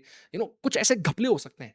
तो हम लोग है ना ये चक्कर में पड़ते ही नहीं, हम लोग बोलते हैं ऐसे की तैसी करो क्लाइंट, हम लोग आपको मैनेजमेंट टीसीडब्ल्यू जो आप अपने अपना काम करो, हम लोग खुद हमारा प्रोसीजर परफॉर्म कर लेंगे। हम सीधा बैंक को बोलेंगे आप हमें इंडिपेंडेंट कंफर्मेशन दे दो। अगर वो इंडिपेंडेंट कंफर्मेशन देंगे तो कहीं ना कहीं उस ऑडिट एविडेंस की क्वालिटी कितनी ज्यादा होगी। यही बात बोली गई, वो रिलायबल होगा ऑडिट एविडेंस। तो यही बात बोली गई, जब भी हम ऐसी चीजें करते हैं जहां पर हमको ऐसे प्रोसीजर्स मिले जो रिलायबल हो, तो हम लोग ऑडिट एविडेंस को अच्छा क्वालिटी ऑडिट एविडेंस मानते हैं। दूसरा हो सकता है आपका क्वालिटी के नाम पर relevant audit evidence. Relevant audit evidence लेने के लिए आपको असर्शंस के हिसाब से ऑडिट प्रोसीजर्स परफॉर्म करने पड़ते हैं और असर्शंस के हिसाब से ऑडिट एविडेंस इकट्ठे करने पड़ते हैं। तो ये असर्शंस क्या है शब्द, सर ये इंटर में सुना हुआ तो है, but I am telling you, ये असर्शंस नाम का शब्द ना क्वालिफाइड चार्टर्ड अकाउंटेंट भी आपको नहीं समझा पाएगा। आज तक भी बड़े से बड़े लोग आपको असर्शन नहीं समझा पाएंगे, और मैं आपको इस तरीके से पढ़ाने वाला हूं कि आप जीवन में कभी असर्शन भूलोगे नहीं। अगर असर्शन समझ आ गया तो ऑडिट में मजा आ जाएगा। You will make audit your field. और लोग बोलते हैं ना यार फ्रंट एंड जॉब करना है हमें, ऑडिट से बड़ा फ्रंट एंड जॉब कोई है ही नहीं। तो ऑडिट में असर्शन समझ आएंगे तभी आपको ऑडिट को लेकर मजा आएगा, वरना ऑडिट को हमेशा रटते रह जाओगे। ध्यान से सुनना। असर्शन समझें उससे पहले हम लोग बेसिक बात करते हैं कि भाई जो पूरे ऑडिट प्रोसेस है इसको हमको करते हुए है ना, सब चीज़ जो हम अलग-अलग प्रोसेस कर रहे हैं उनको डॉक्यूमेंट करना पड़ता है। तो डॉक्यूमेंटेशन हमें स्पेसिफिकली बोलता है कि हर प्रोसेस को डॉक्यूमेंट करो। तो हर प्रोसीजर में हम लोग समझेंगे भाई डॉक्यूमेंटेशन क्या-क्या करना होता है, तो वो हम डॉक्यूमेंटेशन में भी कवर करते चलते हैं। तो भाई ऑडिट डॉक्यूमेंटेशन इसलिए बहुत ज़रूरी है बिकॉज़ हम तो बोल देंगे नहीं, नहीं हमने कर लिया था बात, हमने तो प्लानिंग कर ली थी, आपस में डिस्कशन कर लिया था। भाई प्रूफ क्या है? जब कभी गलत घपले निकल गए, आपके ऑडिट में कमज़ोरी निकली तो प्रूफ क्या है? तो प्रूफ हम लोग तभी कर पाएँगे जब हमारे पास प्रॉपर डॉक्यूमेंटेशन हो हर चीज़ का। ठीक है? अब हम लोग आते हैं भाई असर्शंस पे। असर्शन। अब यहाँ पर आप जब भी असर्शन की डेफिनिशन देखोगे ना तो आपको एक सिंपल वर्ड दिखेगा, representations made by management. Now what is these representations made by management? ये तो कहने की बात हो गई।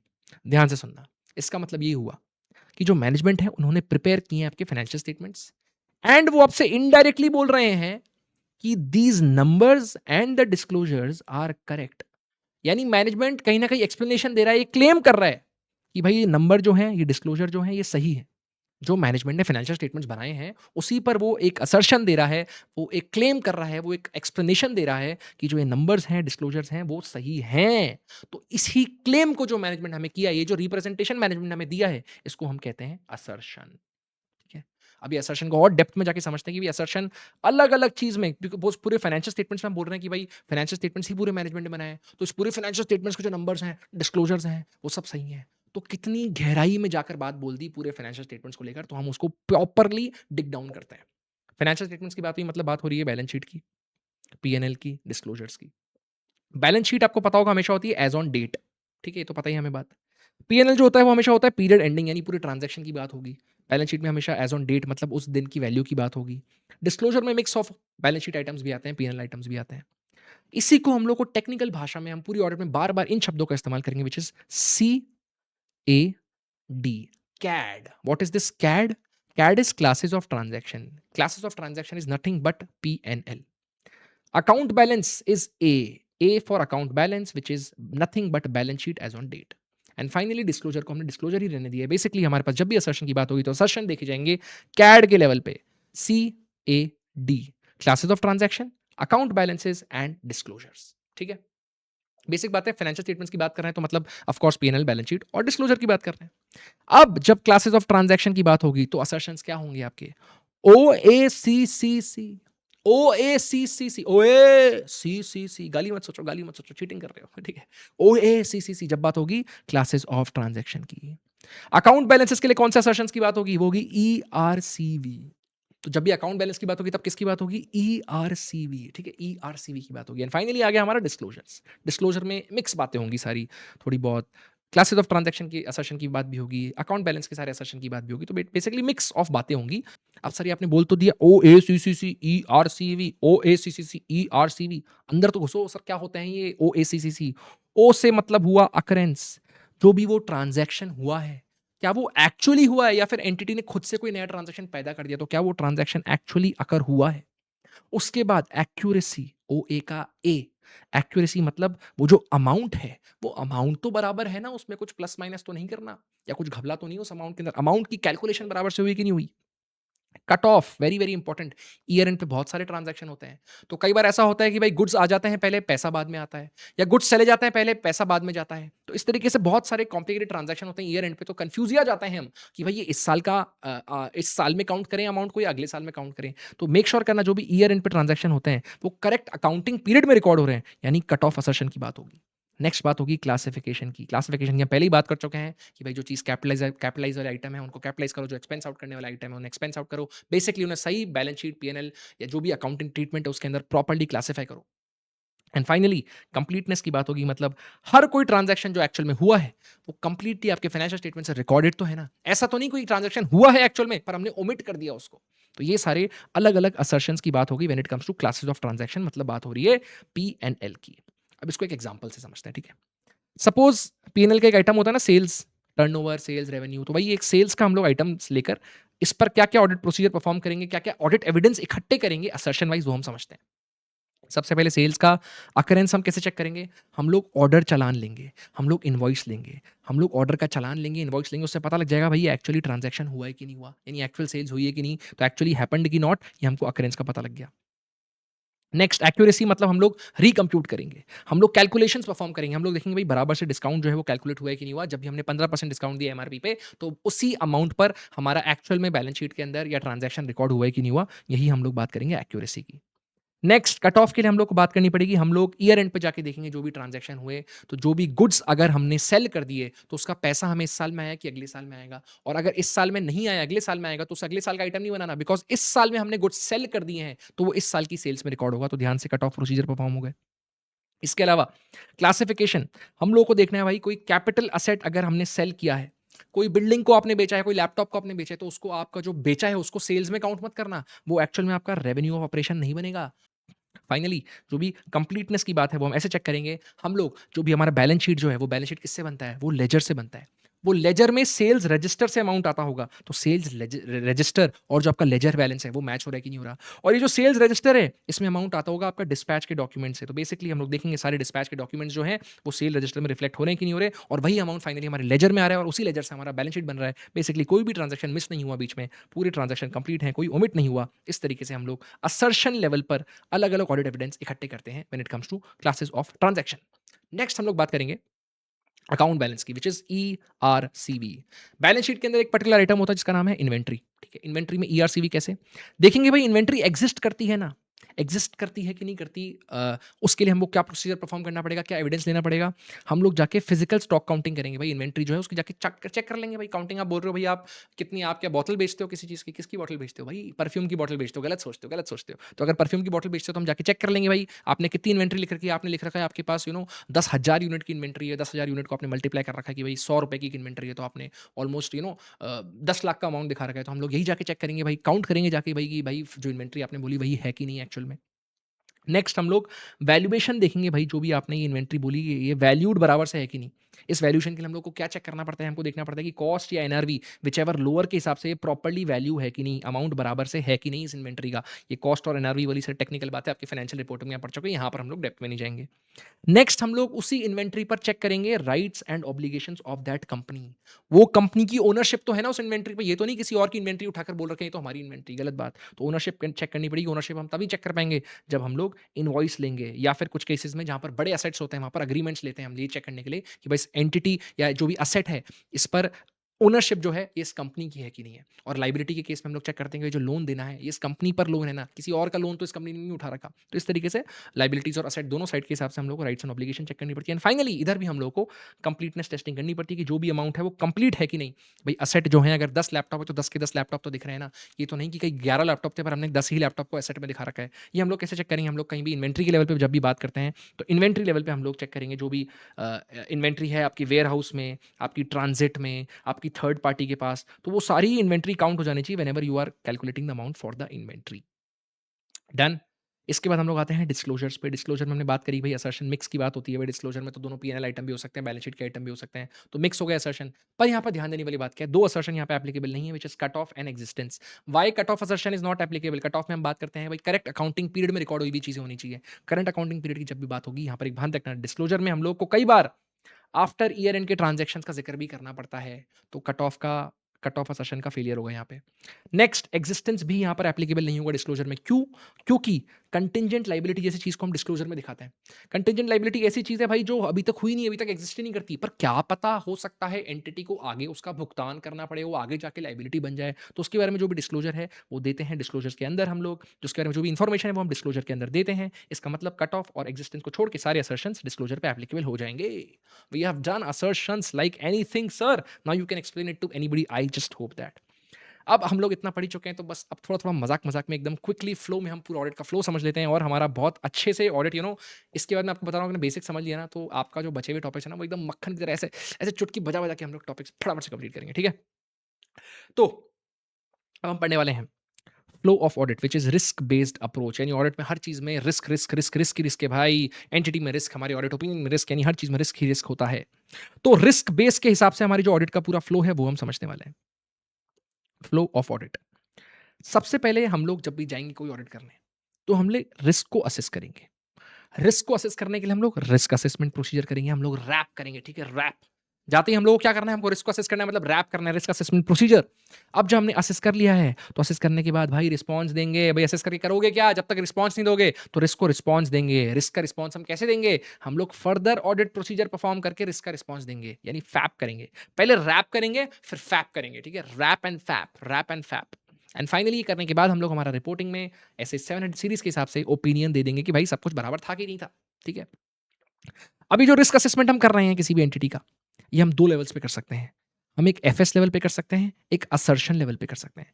एफएस लेवल पे मतलब ओवरऑल एफएस लेवल पे हम लोग देख सकते हैं कि भाई इस एंटिटी के पूरे ही फाइनेंशियल स्टेटमेंट्स, हो सकता है कुछ दिक्कत हो क्योंकि भाई जिस भी इंडस्ट्री में काम करती है कंपनी, वो पूरी इंडस्ट्री ही डूबी हुई है, उसके अंदर बहुत घपलों की चांसेस है, बहुत कॉम्प्लेक्स ट्रांजैक्शन होते हैं। तो कहीं न कहीं हम बोल सकते हैं कि भाई रिस्क इसमें पूरा ही एफएस लेवल पे है, पूरे ही फाइनेंशियल स्टेटमेंट्स में कुछ ना कुछ रिस्क हो सकता है। रिस्क किस चीज़ का? Risk of material misstatement. हमको रिस्क से मतलब ही इसलिए है क्योंकि कुछ ना कुछ गलतियाँ हो सकती है। जो रिस्क ऑफ मटेरियल मिसस्टेटमेंट है, वो पूरे ही फाइनेंशियल स्टेटमेंट्स में हो सकता है, या फिर वो जो रिस्क है, वो असर्शन लेवल पे हो सकता है। असर्शन लेवल की बात जब भी होगी मतलब सीएडी, कैड में वो कोई ना कोई मिसस्टेटमेंट हो सकता है। तो स्पेसिफिक अकाउंट में भी हो सकता है, कैड में हो सकता है, बैलेंस शीट में हो सकता है, पी&एल में हो सकता है, डिस्क्लोजर में हो सकता है, या फिर पूरे ही एफएस में हो सकता है रिस्क असेसमेंट।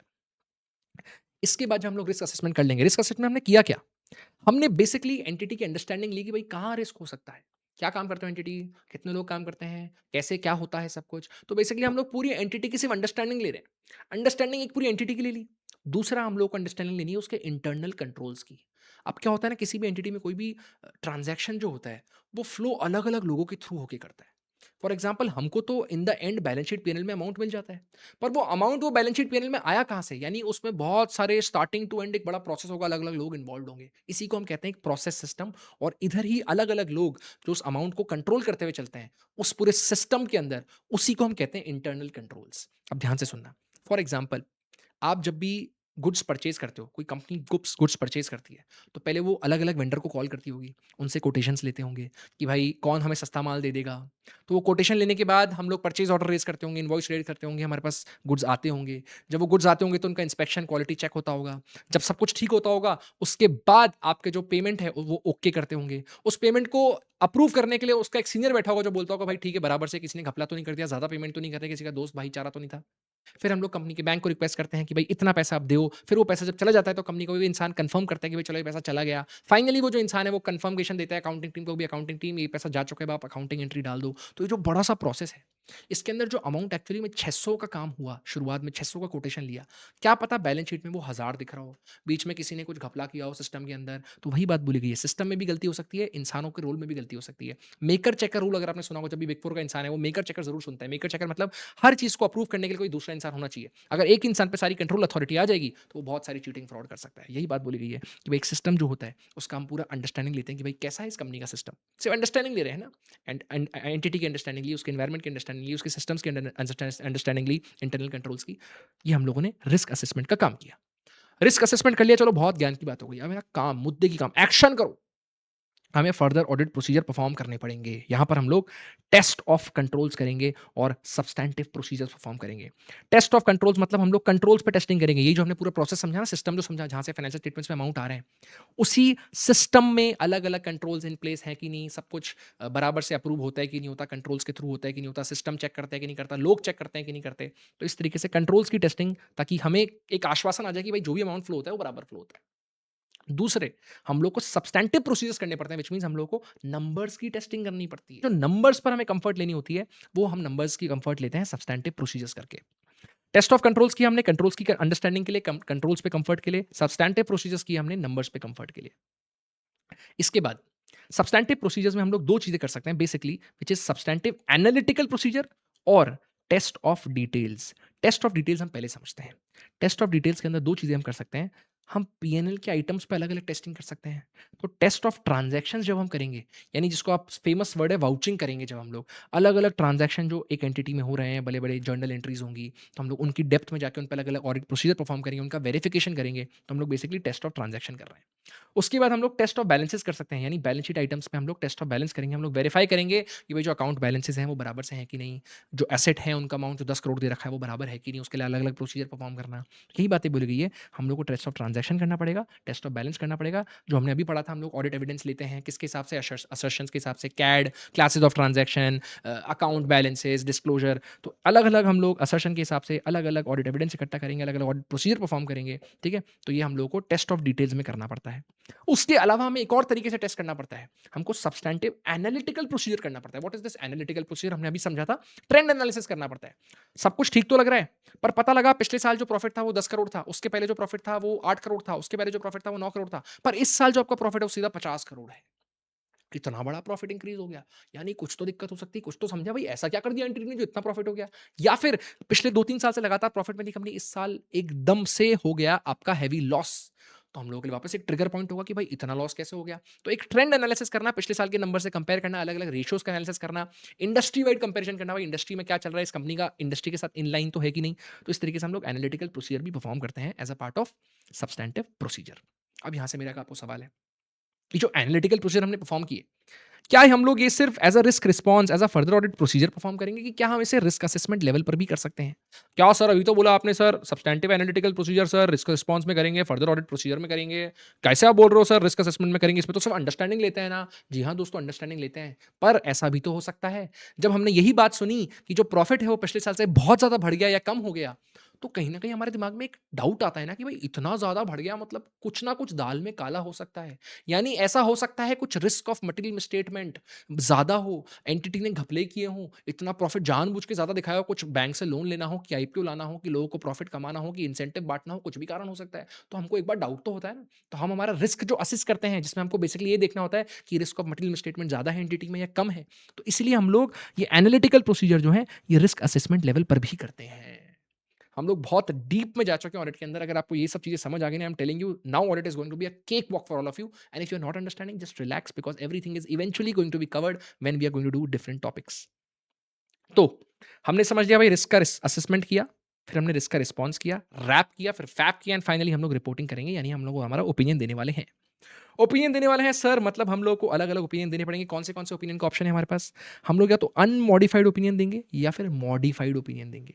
अब क्यों सर इसका नाम अनमॉडिफाइड इतना कॉम्प्लिकेटेड नाम रखा है सर? अनमॉडिफाइड मतलब जो ओपिनियन हमें देना चाहिए था एज़ एन ऑडिटर, वो हम ओपिनियन दे रहे हैं, कोई उसमें मॉडिफिकेशन नहीं कर रहे। यानी कौन-सा ओपिनियन हमसे एक्सपेक्टेड था? हमको ये बताना था कि जो फाइनेंशियल स्टेटमेंट्स थे, वो उसमें कोई मटेरियल मिसस्टेटमेंट नहीं था, और वो फाइनेंशियल स्टेटमेंट्स एएफआरएफ के हिसाब से बने थे, दैट्स इट। ये हमको ओरिजिनल ओपिनियन देना था। तो अगर हम अनमॉडिफाइड रहने देते हैं, हम लोग यही ओपिनियन देते हैं कि जो फाइनेंशियल स्टेटमेंट्स, इसमें कोई मटेरियल स्टेटमेंट नहीं था, और जो फाइनेंशियल स्टेटमेंट्स थे ये एप्लीकेबल फाइनेंशियल रिपोर्टिंग फ्रेमवर्क के हिसाब से बने हैं, तो बेसिकली हम लोग अनक्वालिफाइड अनमॉडिफाइड ओपिनियन दे रहे हैं, सब कुछ बराबर था। यहाँ से हम लोग मॉडिफाइड ओपिनियन तब देते हैं जब हमें इनमें से कुछ ऊंचा-नीचा लगता है। यानी यहाँ पर हमारे पास 3 ऑप्शन हैं। हम लोग या तो क्वालिफाइड ओपिनियन दे सकते हैं, या तो एडवर्स ओपिनियन दे सकते हैं, या तो डिस्क्लेमर ऑफ ओपिनियन दे सकते हैं। बेसिकली हमारे पास 4 ओपिनियन के ऑप्शन हैं। At any point of time या तो हम अनमॉडिफाइड ओपिनियन दे सकते हैं, जिसको हम एक और तरीके से बोलते हैं, या तो अनक्वालिफाइड ओपिनियन दे सकते हैं, या फिर हम लोग क्वालिफाइड ओपिनियन, एडवर्स ओपिनियन या डिस्क्लेमर ऑफ ओपिनियन दे सकते हैं। 4 अलग-अलग ओपिनियन दे सकते हैं। ठीक है? अब किन-किन सिचुएशन में ओपिनियन देते हैं वो हम अभी समझते हैं, पर उससे पहले एक आपको वर्ड समझना पड़ेगा, व्हिच इज़ परवेसिव। बिकॉज़ जब भी आप मटीरियल मिसस्टेटमेंट की बात करोगे, तो आपसे हमेशा एक सवाल किया जाएगा, क्या वो मटीरियल मिसस्टेटमेंट परवेसिव भी है? अब ये परवेसिव का मतलब क्या हुआ? परवेसिव का हिंदी में मतलब हुआ, कितना फैला हुआ है। परवेसिव होना मतलब फैला हुआ होना। इसी को हम लोगों को टेक्निकल वर्ड 3 चीज़ों में समझना है। या तो ये, या तो ये, या तो ये। इन तीनों के बीच में और है। If any of this is holding true, which means वो परवेसिव भी है। तो सबसे पहले हम क्या पढ़ेंगे? अगर वो किसी स्पेसिफिक अकाउंट में जो मटेरियल मिसस्टेटमेंट है वो रिस्ट्रिक्ट नहीं करता हो, वो एक से ज़्यादा अकाउंट में हो, एक अकाउंट में ना हो, तो हम बोलेंगे वो परवेसिव है। या फिर हम लोग देखेंगे जो मिसस्टेटमेंट है, मटेरियल मिसस्टेटमेंट, वो सब्सटैंशियल पोर्शन है फाइनेंशियल स्टेटमेंट्स का। यानी फाइनेंशियल स्टेटमेंट्स का बहुत मेजर पोर्शन में मटेरियल मिसस्टेटमेंट है, तो हम कहेंगे भाई ये परवेसिव है मटेरियल मिसस्टेटमेंट। एंड फाइनली हम लोग अगर देखते हैं डिस्क्लोजर लेवल पे, कुछ ऐसा डिस्क्लोजर है जो फंडामेंटल है यूजर की अंडरस्टैंडिंग के लिए, मतलब वो डिस्क्लोजर इंपॉर्टेंट है, कोई एवरी डिस्क्लोजर नहीं, कोई टाइम पास का डिस्क्लोजर नहीं है, उससे यूजर की पूरी पूरी अंडरस्टैंडिंग मैटर करेगी, फंडामेंटल है यूजर की अंडरस्टैंडिंग के लिए, यानी इंपॉर्टेंट है, बहुत फैला हुआ है फाइनेंशियल स्टेटमेंट्स में, तो हम अगेन बोलेंगे वो परवेजिव है आपका। तो कोई भी मटेरियल स्टेटमेंट की जब भी बात होगी तो हम ये चेक करेंगे भाई वो मटेरियल तो है, क्या वो परवेजिव भी है? परवेजिव होना मतलब किसी स्पेसिफिक अकाउंट में रिस्ट्रिक्ट ना होना, या फिर वो सब्सटैंशियल पोर्शन दिखाता हो आपके फाइनेंशियल स्टेटमेंट्स का, या फिर जो डिस्क्लोजर है वो फंडामेंटल हो यूजर की अंडरस्टैंडिंग को लेकर। ठीक है? अब हम लोग अलग-अलग सिचुएशन में समझेंगे भाई कौन-सा ओपिनियन हमको देना है। सबसे पहला चेक लेंगे हम लोग देखेंगे भाई हमने as an auditor sufficient and appropriate audit evidence obtain किया है कि नहीं किया। अगर हमने कर लिया है, सफिशिएंट एप्रोप्रिएट ऑडिट एविडेंस किसके लिए ऑब्टेन किया हमने? कि भाई मटेरियल मिसस्टेटमेंट है कि नहीं? मटेरियल मिसस्टेटमेंट है और उसका sufficient and appropriate audit evidence हमने ऑब्टेन कर लिया है, तो हम लोग उसका इफेक्ट देखेंगे मिसस्टेटमेंट का। भाई वो मिसस्टेटमेंट मटेरियल तो है, क्या वो परवेसिव भी है? ये हमको इफेक्ट देखना है। तो हमने पहले देखा कि भाई sufficient and appropriate audit evidence obtain किया कि नहीं किया, और अगर कर लिया तो उसका इफेक्ट जो है क्या वो मटेरियल भी है और साथ के साथ परवेसिव भी है क्या? ऐसा हो सकता है कि हमको sufficient and appropriate audit evidence ही ना मिले। अगर वो मिल ही नहीं रहा तो उस केस में हम लोग पॉसिबल इफेक्ट देखेंगे अनडिटेक्टेड मिसस्टेटमेंट का। भाई हमको लगता है मिसस्टेटमेंट है जो अनडिटेक्टेड है, हमें पता ही नहीं चला बिकॉज़ ऑडिट एविडेंस ही नहीं मिला है। तो इसका पॉसिबल इफेक्ट क्या हो सकता है? क्या वो मटेरियल भी हो सकता है और क्या वो परवेसिव भी हो सकता है साथ के साथ? ये हमारा सेकंड चेक है, और अगर इन दोनों चीज़ों का हमको जवाब मिल गया तो हम लोग फाइनली कंक्लूड कर पाएँगे कि हमको कौन-सा ओपिनियन देना है। तो सब कुछ, अगर सब कुछ अच्छा है, सब कुछ नीट एंड क्लीन है, मटेरियल मिसस्टेटमेंट नहीं है, फाइनेंशियल स्टेटमेंट्स एएफआरएफ के हिसाब से बने हैं, तो उस केस में तो हम दे देंगे अनमॉडिफाइड ओपिनियन। यहाँ पर मज़ा तब है, जब मटेरियल मिसस्टेटमेंट है, तो हमको मॉडिफाई करना पड़ेगा ओपिनियन। और यहाँ पर हम लोग अब स्पेसिफिक सिचुएशंस की बात करने वाले हैं, ध्यान से सुनो। Sufficient and appropriate audit evidence मिल चुका है। क्या मिल चुका है? कि कोई मिसस्टेटमेंट है। अब उस मिसस्टेटमेंट का हमको इफेक्ट देखना पड़ेगा। हमने इफेक्ट देखा तो पता लगा इफेक्ट जो था वो मटेरियल भी था, पर परवेसिव नहीं था। परवेज़िव नहीं था, मटीरियल था, पर ऐसा सफिशिएंट एप्रोप्रिएट ऑडिट एविडेंस मिल चुका है हमें स्टेटमेंट का, तो उस केस में हम लोग क्वालिफाइड ओपिनियन दे देंगे। नेक्स्ट सिचुएशन, हमको sufficient and appropriate audit evidence नहीं ही मिला है। अगर मिला ही नहीं है तो हम लोग उसका पॉसिबल इफेक्ट देखेंगे, क्या पता हो सकता है इस अनडिटेक्टेड मिसस्टेटमेंट का। भाई मिसस्टेटमेंट है पर इस पे sufficient and appropriate audit evidence ही नहीं मिला है। हमने इसका इफेक्ट देखा, इफेक्ट जो था वो मटेरियल तो दिखा, पर यहाँ पर फिर से परवेजिव ही नहीं दिखा। अगर चीज मटेरियल दिखती है पर परवेजिव नहीं दिखती, उस केस में हम लोग क्वालिफाइड ओपिनियन देते हैं। अब इन ओपिनियन में अंदर की लैंग्वेज क्या होती है वो हम अलग से पढ़ने वाले हैं, फिर मोटा-मोटा भी समझते चलो कि भाई क्या-क्या ओपिनियन हम लोग किन-किन सिचुएशन में देते हैं। अब तीसरी सिचुएशन हम देखते हैं कि भाई आपको sufficient and appropriate audit evidence obtain हो गया है।